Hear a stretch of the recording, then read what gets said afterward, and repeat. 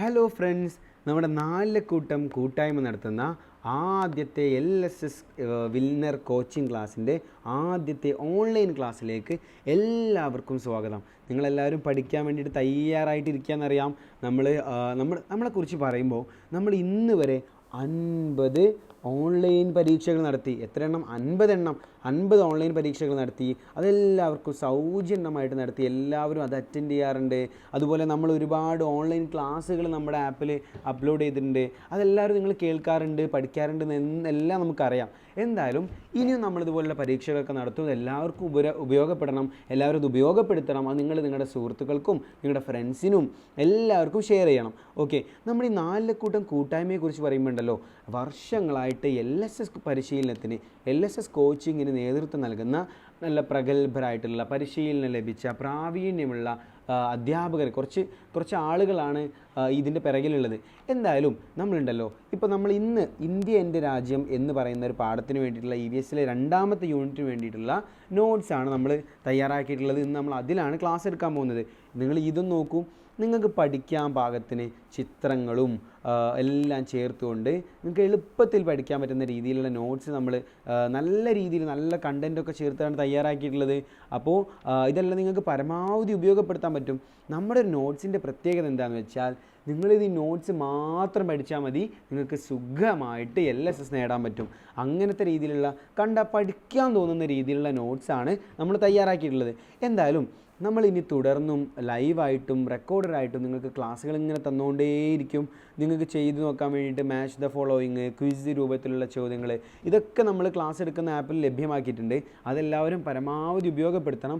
എന്തായാലും നമ്മൾ ഇന്നത്തെ കണ്ടൻറ്റ് തയ്യാറാക്കിയിട്ടുള്ളത്, നിങ്ങൾക്ക് പഠിക്കാനുള്ള നോട്ട് തയ്യാറാക്കിയിട്ടുള്ളത് മലയാളത്തിലാണ്. കാരണം പലർക്കും ഇംഗ്ലീഷ് ബുദ്ധിമുട്ടാണ്.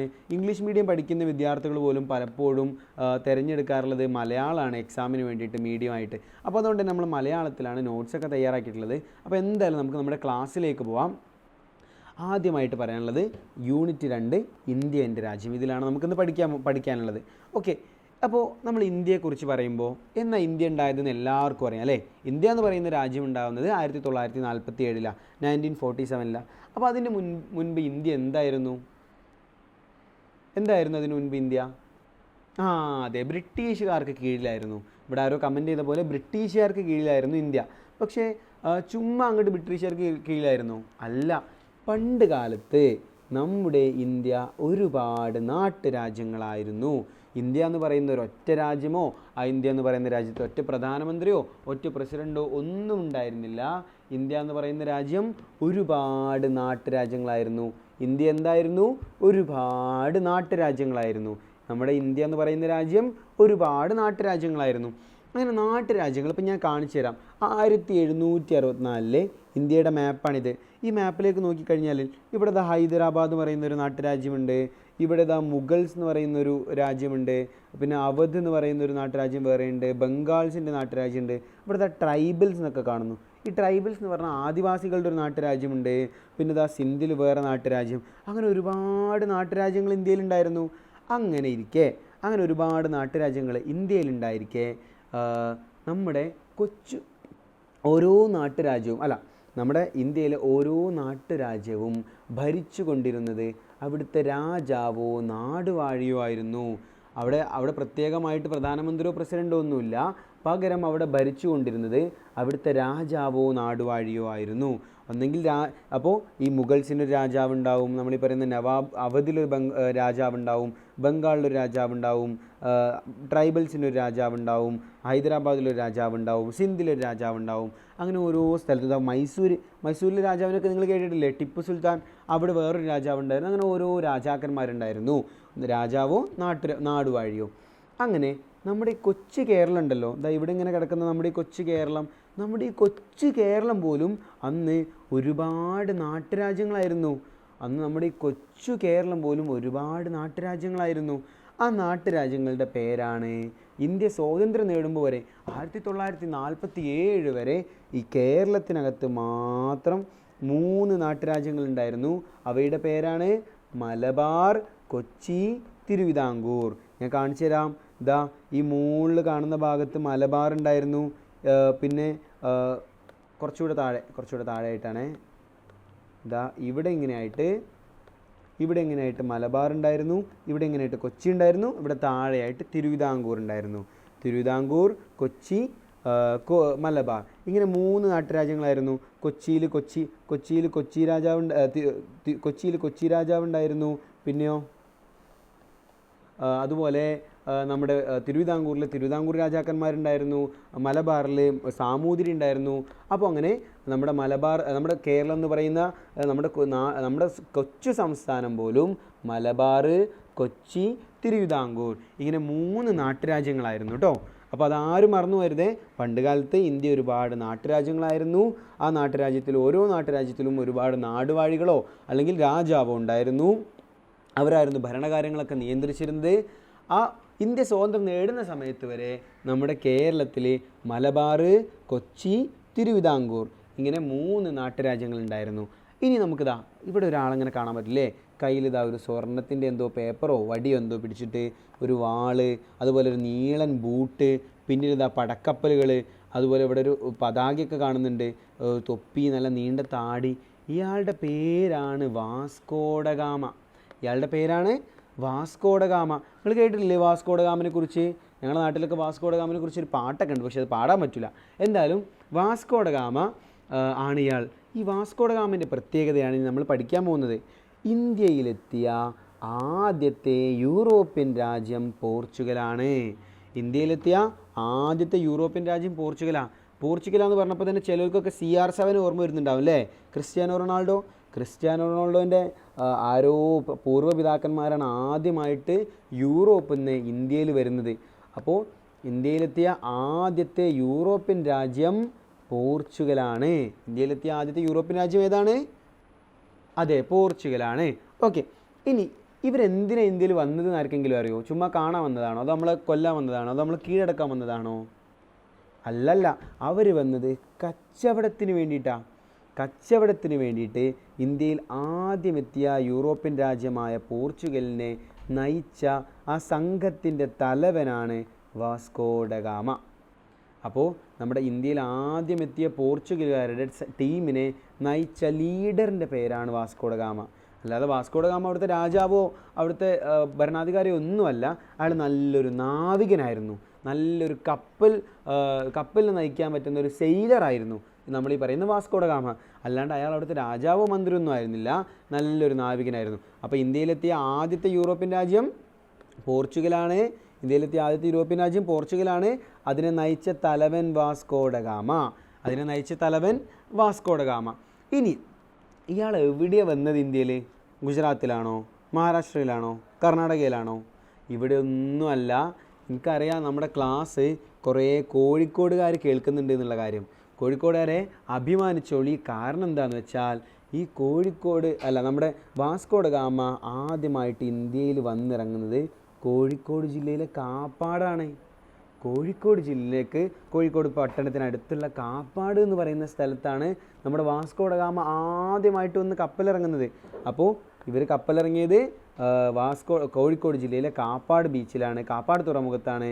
അതുപോലെ തന്നെ അതിന് നയിച്ച തലവൻ്റെ പേര് വാസ്കോഡഗാമയാണ്. അവരുടെ രാജ്യം പോർച്ചുഗലാണ് അല്ലേ? അപ്പോൾ വാസ്കോഡഗാമയുടെ രാജ്യം ഏതാ? എല്ലാവരും ഒന്ന് കമൻറ്റ് ചെയ്യൂ. വാസ്കോഡഗാമയുടെ രാജ്യം ഏതാണ്? അതെ, വെരി കറക്റ്റ്. വാസ്കോഡഗാമയുടെ രാജ്യം പോർച്ചുഗലാണ്. പിന്നെ അവർ കപ്പലിറങ്ങിയത് കോഴിക്കോട് ജില്ലയിലെ കാപ്പാട്. ഓക്കെ, ഇനി ഇദ്ദേഹം ഇവിടെ എത്തുന്ന വർഷം ഏതാണെന്നറിയോ? 1498 എന്ന് പറഞ്ഞാൽ ഏകദേശം ഒരു 500 വർഷം മുൻപേ. 500 വർഷം മുൻപെയാണ് ആദ്യമായിട്ട് എന്ത് ചെയ്യുന്നത്? പോർച്ചുഗലുകാർ അല്ലെങ്കിൽ യൂറോപ്യന്മാർ ഇന്ത്യയിലെത്തുന്നത്. പിന്നെ എന്നാ പോയത്? ഒരു 10-70 വർഷം മുൻപേ. അപ്പോൾ ഇവരങ്ങോട്ട് വന്നിട്ട് പിന്നെ ഇവർ തിരിച്ചു പോകുന്നത് കുറേ 450 വർഷം കഴിഞ്ഞിട്ടാണ്. എന്തായാലും 1498 നമ്മുടെ ഈ പറയുന്ന വാസ്കോഡഗാമ ആദ്യമായിട്ട് ഇന്ത്യയിലെത്തുന്നത്. പിന്നെ അദ്ദേഹം ഒരുപാട് തവണ ഇവിടെ വന്നു, തിരിച്ചുപോയി, വീണ്ടും വന്നു, തിരിച്ചുപോയി, അങ്ങനെ പോയിക്കൊണ്ടിരുന്നു. എന്തായാലും വാസ്കോഡഗാമ ആദ്യമായിട്ട് കാപ്പാട് കപ്പലിറങ്ങുന്നത് 1498. ഇനി 1498 നമുക്കൊന്ന് തിരിച്ചിട്ടാൽ, ഇതിൽ 2 സംഖ്യകൾ അങ്ങോട്ടും ഇങ്ങോട്ടും മാറ്റിയിട്ടാൽ 1948 എത്തും. ഈ 1948 പ്രത്യേകത ഉണ്ട്, ആർക്കെങ്കിലും അറിയോ? ഒരു സുപ്രധാന സംഭവം ഇന്ത്യയിൽ നടന്നിട്ടുണ്ട് 1948. അതാണ് മഹാത്മാഗാന്ധിയുടെ വധം. നമ്മുടെ രാഷ്ട്രപിതാവായിട്ടുള്ള മഹാത്മാഗാന്ധിയെ ഘാതകനായിട്ടുള്ള നാഥൂറാം വിനായക് ഗോഡ്സെ വധിച്ചത് 1948. അപ്പോൾ അത് ചെറിയൊരു മാറ്റമേ ഉള്ളൂ അല്ലേ. എന്തായാലും ആദ്യം ഇന്ത്യയിലെത്തിയതും അവസാനം ഇന്ത്യയിൽ നിന്ന് തിരിച്ചു പോയതും പോർച്ചുഗലാണ്. വേറെയും ഒരുപാട് യൂറോപ്യൻ രാജ്യക്കാർ ഇന്ത്യയിൽ എത്തിയിട്ടുണ്ടെങ്കിലും അതിൽ ആദ്യം എത്തിയതും അവസാനം തിരിച്ചു പോയതും പോർച്ചുഗലാണ്. നമുക്കറിയാം 1947 നമ്മൾ ഇവിടുത്തെ വെള്ളക്കാരെ മുഴുവൻ പെട്ടിയിട്ടിച്ചിട്ട് എല്ലാം പൂട്ടിക്കെട്ടി കപ്പലും കയറ്റി നമ്മുടെ ബ്രിട്ടൻക്ക് തന്നെ പറഞ്ഞയച്ചു. പക്ഷേ ഈ 1498 ഇന്ത്യയിലെത്തിയ ഈ വാസ്കോഡഗാമേൻ്റെ ആൾക്കാർ തിരിച്ചു പോകുന്നത് 1964. ബ്രിട്ടീഷുകാർ പോയിട്ടും ഇവർ പോകാൻ കൂട്ടാക്കിയില്ല. ഇവർ ഗോവയിൽ നമ്മുടെ ഈ മാവിലൊക്കെ ഉണ്ടാകുന്ന ഒരു ചെടി ഉണ്ടല്ലോ, ഇങ്ങനെ പിടിച്ച് നിൽക്കണേ, അതുപോലെ ഇവരങ്ങോട്ട് പിടിച്ച് നിന്ന് ഇന്ത്യയിൽ. അങ്ങനെ അവർ തിരിച്ചു പോകുന്നത് എന്നാ 1964 മാത്രം. അപ്പോൾ ആദ്യം ഇന്ത്യയിലെത്തിയതും അവസാനം തിരിച്ചു പോയതും നമ്മൾ ഈ പറയുന്ന വാസ്കോഡഗാമയുടെ നാട്ടുകാരായ പോർച്ചുഗലുകാരാണ്. അവസാനം നമ്മൾ യുദ്ധം ചെയ്തിട്ട് അവരിവിടുന്ന് പറഞ്ഞയച്ചേ. അവരെ ബാക്കിയുള്ളവരോടൊക്കെ നമ്മളിങ്ങനെ ബ്രിട്ടീഷുകാരൊക്കെ പതുക്കെ ഇങ്ങനെ പെട്ടിയിട്ട് വിട്ടതാണെങ്കിലും നമ്മൾ ഈ പോർച്ചുഗലുകാരെ അവസാനം യുദ്ധം ചെയ്ത് വേഗം വിട്ടോ നാട്ടിലേക്ക് എന്ന് പറഞ്ഞിട്ടാണ് നമ്മൾ എന്ത് ചെയ്തത്, ഇവിടുന്ന് ഇന്ത്യയിൽ നിന്ന് പറഞ്ഞയച്ചത്. അപ്പോൾ ആദ്യമായിട്ട് ഇന്ത്യയിലെത്തിയ യൂറോപ്യൻ രാജ്യം പോർച്ചുഗൽ. അവരെ നയിച്ച സംഘത്തിൻ്റെ തലവൻ വാസ്കോഡഗാമ. അദ്ദേഹം കപ്പലിറങ്ങിയത് എവിടെയാ? കോഴിക്കോട് ജില്ലയിലെ കാപ്പാട്. ഇനി തിരിച്ചു ചോദിക്കട്ടെ, കോഴിക്കോട് ജില്ലയിലെ കാപ്പാടിന് ഇന്ത്യയുടെ ചരിത്രത്തിലുള്ള പ്രാധാന്യം എന്താണെന്ന് ചോദിച്ചാൽ എന്താ? 1498 വാസ്കോഡഗാമ കപ്പലിറങ്ങുന്നത് ഈ കോഴിക്കോട് ജില്ലയിലെ കാപ്പാടാണ്. അത് തന്നെയാണ് അതിൻ്റെ കാപ്പാടിൻ്റെ പ്രത്യേകത അല്ലേ. ഓക്കെ, എന്തായാലും അങ്ങനെ അവസാനമായിട്ട് തിരിച്ചു പോകുന്നതും ഈ വാസ്കോഡഗാമയുടെ പോർച്ചുഗൽ എന്ന് പറയുന്ന രാജ്യമാണ്. ഓക്കെ, ഇനി പോർച്ചുഗലുകാർ മാത്രമാണോ ഇന്ത്യയിലെത്തിയത്? അല്ലല്ലോ, പോർച്ചുഗലുകാർ മാത്രമല്ല ഇന്ത്യയിൽ. നമ്മളുണ്ടല്ലോ, നമ്മുടെ നോട്ട്സിൻ്റെ ഒരു പ്രത്യേകത നിങ്ങളൊന്ന് നോക്കണേ. ഇവിടെ നോക്കൂ, വാസ്കോഡഗാമേൻ്റെ ചിത്രം, ഇവിടെ വേറെ കുറേ വെള്ളക്കാരോടോ യുദ്ധം ചെയ്യുന്ന ചിത്രം, ഇവിടെ ഒരു കോട്ടയുടെ കവാടമൊക്കെ തകർത്തിട്ട് ആളുകൾ അകത്ത് കയറുന്ന എന്നിട്ട് യുദ്ധമൊക്കെ നടത്തുന്ന ചിത്രം, ബാക്കിൽ പടക്കപ്പലുകളൊക്കെ ഉണ്ട് അല്ലേ, ഇവിടെ കയ്യിൽ തോക്കുകളൊക്കെ ഉണ്ട്. അപ്പോൾ ഇതുപോലെ നിങ്ങൾക്ക് പഠിക്കാൻ വേണ്ടിയിട്ട് ഇതങ്ങോട്ട് കണ്ടാൽ പഠിക്കണം, നിങ്ങൾക്ക് ഇത് ചിത്രകഥ വായിക്കുന്ന പോലെ വായിക്കാൻ പറ്റണമെന്ന് വിചാരിച്ചിട്ട് നമ്മൾ പ്രത്യേകം ഡിസൈൻ ചെയ്തതാണ് നമ്മുടെ നോട്ട്സൊക്കെ കേട്ടോ.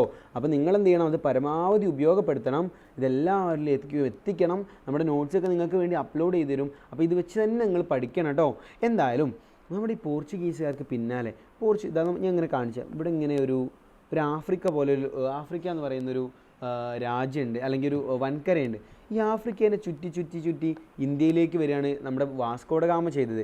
ആ വഴി പിന്തുടർന്നുണ്ട് നമ്മുടെ ബ്രിട്ടനുകാർ, ആ വഴി പിന്തുടർന്നുണ്ട് കച്ചവട ലക്ഷ്യവുമായിട്ട് ഡച്ചുകാർ, ഫ്രഞ്ചുകാർ, ബ്രിട്ടീഷുകാർ എന്നിവരും ഇന്ത്യയിലെത്തി. അവരും എന്ത് ചെയ്തു, ഇങ്ങനെ വാസ്കോഡഗാമ ഒരു പുതിയ വഴി കണ്ടുപിടിച്ചിട്ടുണ്ട് എന്ന് പറഞ്ഞിട്ട് അവർ അതേ വഴി പിന്തുടർന്നുകൊണ്ട് ഡച്ചുകാർ, ഫ്രഞ്ചുകാർ, ബ്രിട്ടീഷുകാർ ഇവർ 3 പേരും ഇന്ത്യയിലെത്തി. ഈ ഡച്ചുകാരെന്ന് പറഞ്ഞാൽ ആരാ അറിയോ? ഈ ഡച്ചുകാർ എന്ന് പറഞ്ഞാൽ ഹോളണ്ട്. നിങ്ങൾ കേട്ടിട്ടുണ്ടോ? ആ ഡച്ച് എന്ന് പറയുന്ന രാജ്യത്തിൻ്റെ ഇപ്പോഴത്തെ പേര് ഹോളണ്ട് എന്നാണ്. ആ ഹോളണ്ട് എന്ന് പറയുന്ന ഒരു രാജ്യമുണ്ട്. ഫുട്ബോളൊക്കെ ഫോളോ ചെയ്യുന്നവർക്ക് അറിയുന്നുണ്ടാവും അല്ലേ, ഫുട്ബോളൊക്കെ കാണുന്നവർ കേട്ടിട്ടെങ്കിലും ഉണ്ടാവും ഹോളണ്ട് എന്ന് പറയുന്ന രാജ്യം. അപ്പോൾ ഡച്ച് എന്ന് പറഞ്ഞാൽ ഹോളണ്ടാണ്. അതുപോലെ ഫ്രഞ്ച് എന്ന് പറഞ്ഞാൽ ആരാ മക്കളെ ഫ്രഞ്ച് എന്ന് പറഞ്ഞാൽ ഫ്രാൻസാണ്. നമ്മുടെ എംബാപ്പയൊക്കെ ഉണ്ടല്ലോ, കിലിയൻ എംബാപ്പെ, അയാളുടെ രാജ്യം. അവരും എന്ത് ചെയ്തിട്ടുണ്ട്, ഇതേപോലെ അയാളുടെയൊക്കെ പൂർവ്വപിതാക്കന്മാർ ഇതേപോലെ നമ്മുടെ ഇന്ത്യയിൽ കച്ചവടം ചെയ്യാൻ വേണ്ടിയിട്ട് ഈ പോർച്ചുഗീസുകാർക്ക് പിന്നാലെ ആദ്യം ഡച്ചുകാർ വന്നു, പിന്നെ ഫ്രഞ്ചുകാർ വന്നു, പിന്നെ ബ്രിട്ടീഷുകാർ വന്നു. പക്ഷേ ഇതിലുണ്ടല്ലോ നമുക്ക് കൂടുതൽ പഠിക്കാനുള്ളതാണ് ഞാൻ ഈ വട്ടിട്ട് കാണിക്കുന്ന ആളുകളെ പറ്റിയാണ്. കാരണം അവരാണ് ഇവിടെ എല്ലാ സുയിപ്പും എല്ലാ ബുദ്ധിമുട്ടുകളും ഉണ്ടാക്കിയത്. അതുകൊണ്ട് തന്നെ അവരെ പറ്റിയാണ് നമുക്ക് ഏറ്റവും കൂടുതൽ പഠിക്കാനുള്ളത്. ഇനി നമ്മൾ പ്രധാനമായിട്ടും പഠിക്കാൻ പോകുന്നത് ഈ ബ്രിട്ടീഷുകാർ ഇവിടെ കാണിച്ചു കൂട്ടിയ കാര്യങ്ങളെക്കുറിച്ചാണ്. അപ്പോൾ ആദ്യം ഇന്ത്യയിലെത്തിയത് പോർച്ചുഗീസുകാർ, പിന്നാലെ വന്നത് ഡച്ചുകാർ, പിന്നാലെ വന്നത് ഫ്രഞ്ചുകാർ, അവസാനം എത്തിയത് ബ്രിട്ടീഷുകാർ. ബ്രിട്ടീഷുകാർ ഇന്ത്യയിലെത്തുന്നത് 1600-ലൊക്കെയാണ്. ബ്രിട്ടീഷുകാർ ഇന്ത്യയിലെത്തുന്ന 1600-ലൊക്കെയാണ്. തിരിച്ചു പോകുന്നതോ 1947. അത്രയും കാലം ഇവരിവിടെ പിടിച്ച് അങ്ങനെ നിന്നു, നമ്മളെ പറ്റിച്ചു, നമ്മളെ ഭരിച്ചു, നമുക്ക് വേണ്ട അവകാശങ്ങളൊക്കെ നിഷേധിച്ചു. അങ്ങനെ എല്ലാം ചെയ്യാൻ പറ്റുന്നതെല്ലാം ചെയ്തിട്ടാണ് ബ്രിട്ടീഷുകാർ ഇവിടുന്ന് തിരിച്ചു പോകുന്നത്. എന്തായാലും നമുക്ക് അടുത്ത സ്ലൈഡ് നോക്കാം. അപ്പോൾ ഈ ബ്രിട്ടീഷുകാരും ഇവരൊക്കെ കച്ചവടത്തിന് വേണ്ടിയിട്ടാണ് വന്നത് നമ്മൾ പറഞ്ഞു അല്ലേ, കച്ചവടത്തിന് വേണ്ടിയിട്ടാണ് വന്നത്. അങ്ങനെയെങ്കിൽ എന്ത് കച്ചവടം ചെയ്യാനാണ് അവർ വന്നത്? ഏലം, കുരുമുളക് തുടങ്ങിയ സുഗന്ധദ്രവ്യങ്ങളും പട്ട്, പരുത്തി തുടങ്ങിയ തുണിത്തരങ്ങളും വാങ്ങുന്നതിനായാണ് വിദേശികൾ കപ്പലുകളിൽ ഇന്ത്യയിലെത്തിയത്. അപ്പോൾ അവർ വന്ന വഴി എന്താ? അതായി ചിത്രത്തിലൊക്കെ കാണുന്ന പോലെ കപ്പലിലാണ് വന്നത്. അവരുടെ വേഷം നോക്കി, നല്ല വെള്ള വസ്ത്രം, അതിന് മുകളിൽ കൂടെ ചുവന്ന കോട്ട്, വെള്ള മുടി, നീളൻ ബൂട്ട്, ഇതൊക്കെ ധരിച്ചിട്ട് അവർ നമ്മുടെ രാജാക്കന്മാരെ പറ്റിച്ച്, നമ്മുടെ രാജാക്കന്മാരെ തമ്മിലടിപ്പിച്ച് അവരെന്ത് ചെയ്തു? അവർക്ക് വേണ്ട കാര്യങ്ങളെല്ലാം അവർ നേടിയെടുത്തു. നമ്മുടെ നാട്ടിലെ പാവപ്പെട്ട സാധാരണക്കാരായ ഉടുതുണിക്ക് മറുതുണി ഇല്ലാത്ത ആളുകൾ ഇവരുടെ സാധനങ്ങളെല്ലാം കപ്പലിൽ കയറ്റി കൊടുത്തു. അവരതങ്ങ് നേരെ യൂറോപ്യൻ മാർക്കറ്റിൽ കൊണ്ടുപോയി വിറ്റു. അതാ സംഭവിച്ചേ. അപ്പോൾ ഏലം, കുരുമുളക് തുടങ്ങിയ സുഗന്ധദ്രവ്യങ്ങളും പട്ട്, പരുത്തി തുടങ്ങിയ തുണിത്തരങ്ങളും വാങ്ങുന്നതിന് വേണ്ടിയിട്ടാണ് വിദേശികൾ കപ്പലുകളിൽ ആദ്യമായി ഇന്ത്യയിലെത്തുന്നത്. വിദേശികൾ കപ്പലുകളിൽ ആദ്യമായിട്ട് ഇന്ത്യയിലെത്തുന്നത് ഈ സുഗന്ധദ്രവ്യങ്ങളും സുഗന്ധവ്യഞ്ജനങ്ങളും പട്ടും പരുത്തിയൊക്കെ വാങ്ങാൻ വേണ്ടിയിട്ടാണ്. മറന്നു വരുതേ, അവർ വന്നത് നമ്മളെ ആക്രമിക്കാനോ നമ്മളെ കീഴടക്കാനോ ഇവിടെ കോളനികൾ സ്ഥാപിക്കാനോ ഒന്നുമല്ല, പകരം കച്ചവടത്തിന് വേണ്ടിയിട്ടാണ്. പക്ഷേ അവിടെ ഒരു പ്രശ്നമുണ്ട്. ഇയാൾ നോക്കി, നമ്മുടെ നാട്ടിലെ രാജാക്കന്മാരുടെ മുന്നിൽ ഇയാളിങ്ങനെ കുഞ്ഞ് നിൽക്കുക. ആദ്യം അവരിങ്ങനെ കുഞ്ഞ്, അയ്യോ രാജാവേ ഞങ്ങൾക്ക് എന്തെങ്കിലുമൊക്കെ ചെയ്തു തരണേ എന്നൊക്കെ പറഞ്ഞ് നിന്ന് അവർ പിന്നീട് അവരുടെ ഭാവം അങ്ങോട്ട് മാറി. അവർ പതിയെ രാജാക്കന്മാരിൽ നിന്ന് പ്രത്യേക ആനുകൂല്യങ്ങൾ നേടിയെടുത്ത് വ്യവസായശാലകൾ സ്ഥാപിച്ചു. അതുവരെ അവർ രാജാക്കന്മാരുടെ മുന്നിൽ അയ്യോ രാജാവേ ഞങ്ങൾ പാവങ്ങളാണേ, ഞങ്ങൾക്ക് ഇവിടെ ഒരു കച്ചവടം തുടങ്ങണേ എന്നൊക്കെ പറഞ്ഞുകൊണ്ട് നിന്ന് അവർ പിന്നെ രാജാവിനെ സോപ്പിട്ട് മെല്ലെ കാര്യങ്ങളൊക്കെ നേടിയെടുക്കാൻ തുടങ്ങി, ആനുകൂല്യങ്ങൾ നേടിയെടുക്കാൻ തുടങ്ങി. പതിയെ അവരെന്ത് ചെയ്തു? ഇവിടെ ഒരുപാട് വ്യവസായശാലകൾ എന്ന് പറഞ്ഞാൽ എന്താ? ഇവിടെ ഒരുപാട് ഫാക്ടറികളൊക്കെ സ്ഥാപിച്ചു.